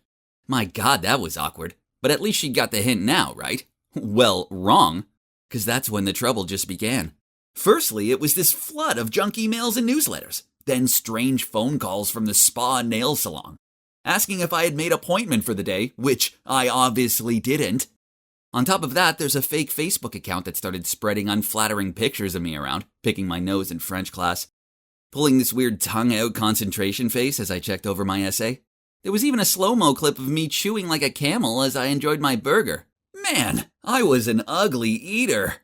While I was scrolling through these pics, Layla jumped out at me with a big smirk on her face. "Be my boyfriend, then the pranks will stop." Right, of course it was her. Didn't she have better things to do? I shook my head and said, "No thanks. This still beats being with an annoying girl like you." Then a few days later, as I walked into school, I noticed that everyone was giving me dirty looks. Was my shirt inside out or something? Nope. So what was the problem? I asked some of my friends and, geez, Layla told everyone that I kissed her, then ghosted her. She's a real-life Harley Quinn. Hot, but totally crazy. Only a lunatic like the Joker could love her. I'd had enough of her antics. I couldn't let her make me look like the bad guy for something I didn't do. So at lunch, I charged over to her table and yelled in her face, "Are you crazy? Why can't you understand that I don't like you?" Then I shouted so everyone could hear me. "Hey, listen, this rumor about me kissing and ghosting Layla is a total lie. She made it all up because I refused to date her. So please, save your dirty looks for someone else. Thank you." Layla shoved past me and ran out of there. Ugh, okay, maybe I was a little harsh. But you'd brought it on yourself, princess. Then during French class, she was absent, but no one knew where she went. Was it maybe because of me? Nah, probably not. But as I was walking home, I spotted her sitting alone on a swing in the playground. Just go, Felix. This girl only brings trouble, I thought to myself. But oh man, she looked so sad. So the next thing I knew, I was walking over and sat on the swing next to her. I asked, "Why weren't you in French class?" "Just leave me alone. Stop pretending you care." "Look." I took a deep breath, then continued. "I'm sorry for yelling at you in front of the whole school. That wasn't cool. But what you did to me wasn't cool either. Shall we call it even?" Layla stayed quiet for a bit, but then she nodded and smiled at me. Well, that wasn't so bad, right? So from then onward, everything was fine between us. She even smiled at me in the hallway. Whenever I saw Layla, this warm feeling came over me, and I couldn't stop grinning. Once, I even spent my entire lunch break trapezing around school just so I could catch a glimpse of her face. Oh boy, I think I've fallen for Layla. But why now? I tried to ignore these feelings, hoping they'd eventually go away. But then Valentine's Day came along, and Layla, being the popular girl she is, received enough roses to open a florist. Ugh, how annoying. I needed to do something. So after school, I went to her house with some chocolates and a teddy bear. As soon as she opened the door, I blurted out, "I know I'm a big dumb idiot. Rejecting you was a huge mistake. Please, will you be my Valentine?" I stood there red-faced and prepared for rejection. But she just snatched the gift out of my hands, then said, "Yeah, okay then." Oh my God, I couldn't believe it. Me, your regular nerdy guy, was dating the most popular girl in school. Love is really unpredictable. I was amazed at how open she was to my nerdy stuff. She even watched The Mandalorian with me and cooed whenever she saw Baby Yoda.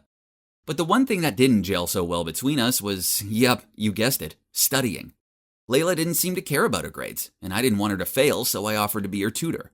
But she was constantly yawning and staring out of the window whenever we started studying. "Felix, I have an idea. Why don't you do my homework for me? In the meantime, I can go to cheerleading practice as we have an important contest coming up, and it means the world to me, just like your math quizzes do to you." What? Was she serious? My God, I hated cheating like this. But she gave me that puppy-eyed look, and me being the sucker I am, I agreed. "Thanks, Felix, you're the best." She kissed me on the cheek, then immediately passed me a huge pile of homework. I asked her why she had so much, and she explained that because she didn't understand it, she let them pile up. But hold on, why did she have Spanish? She was in French class with me, not Spanish. But she just shrugged and said her parents forced her to study it outside of school. Oh, my poor little pumpkin. One day, like usual, I stopped by her place to pick up her homework, but she wasn't home. That was odd.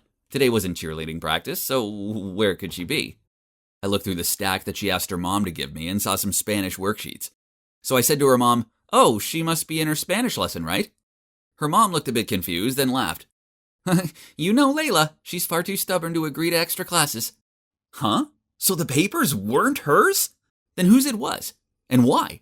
Suddenly I felt this uncomfortable feeling itching under my skin. I decided to confront her later at school. Then the next day I was walking through the hallway looking for Layla when I suddenly heard some guys cheering, something about getting an A in Spanish. Wait a minute, did he say Spanish? I turned to see who it was, and to my shock it was Hector, the captain of the soccer team. Hector was popular for being all handsome and everything, but also for sucking at school. Someone must have done his homework for him, and you guessed it, yeah. This someone was me. It all made sense now. Layla and Hector must be a couple. They may have been hot stuff, but they both sucked at studying. So she was using me to do both of their homework. It all made much more sense now. None of this relationship was real. It was all just an act. And no way was I letting them get away with this. I had a perfect plan to expose them. During lunch, I sat down at the table closest to Hector. Then I went into lovey-dovey overload with Layla. I fed her cheese fries, then I stroked her hair and loudly told her how soft it was. I quickly glanced over at Hector for his reaction, but nothing. He seemed more interested in her burger than her. Layla raised an eyebrow at me. Are you okay? You're acting really weird." I laughed loudly, then placed my arms around her, then said, it was actually more like shouting, "Oh, because you're so cute!" But why was there still no reaction from Hector? He and his friends even cheered, and on his way out of the canteen, he gave me a thumbs up. Layla didn't look fazed at all either. Man, somebody call the academy, 'cause these two deserved an Oscar. My plan was a massive fail. This was so frustrating. I fell silent, and Layla noticed and gave me this quizzing look. "Something is definitely off. You're being really strange." Okay, if she wanted to know, then fine. So I blurted out, "I know that the Spanish papers belong to Hector. You're together and you're just using me to do all your homework. I'm not stupid, you know. Nice meeting you, but please don't ever talk to me again." Then I left without saying a word. Well, that's the end of my story. A rather sad one, right? I would be lying if I said I wasn't feeling down about it. I truly do love her. Whatever. I'm going to college in a few months and I'll get to meet a cute, geeky girl who won't trick me into doing some other dude's homework. Sorry guys, someone's calling me. My God, it's Layla. What does she want? "We're done. Stop calling." What? Fine. Promise you'll leave me alone after this? Okay, wait, I'm coming downstairs. Oh my God. Layla's at my front door and she insists to not leave unless I have a talk with her. Ugh. Don't move, everyone. I'll tell you every detail as soon as I'm back. Jesus, guys, you won't believe what Layla's just told me. The thing is that her cheerleading team had to practice a lot for upcoming contests, which means they couldn't study as much. Therefore, they had to find someone who was willing to do their homework so their grades wouldn't slip. That's when Layla came up with the plan to win me over as her boyfriend. The flirting, the pranks, they were all part of her plan. That was the truth. But Layla didn't know about the Spanish worksheets because her teammate Harper gave them to her. Turns out Hector is Harper's boyfriend. Didn't see that coming, right? But I was still super mad at Layla because she still used me. Then Layla took out some papers and showed them to me. It was homework with all B's on them. Then she told me, "Okay, I admit that at first I didn't like you. I only approached you to take advantage of you. But then I actually fell for you as I got to know you better, okay? So I stopped giving you my homework and did it on my own." So, her feelings for me were real too? I couldn't believe it. Eventually I forgave her and now we're happier than ever. I must say, when Layla first talked to me, I thought she was this crazy girl like Harley Quinn, who I could never like. But I was wrong. Turns out I'm the one who's crazy about her. So, I guess I have more in common with the Joker than I first thought.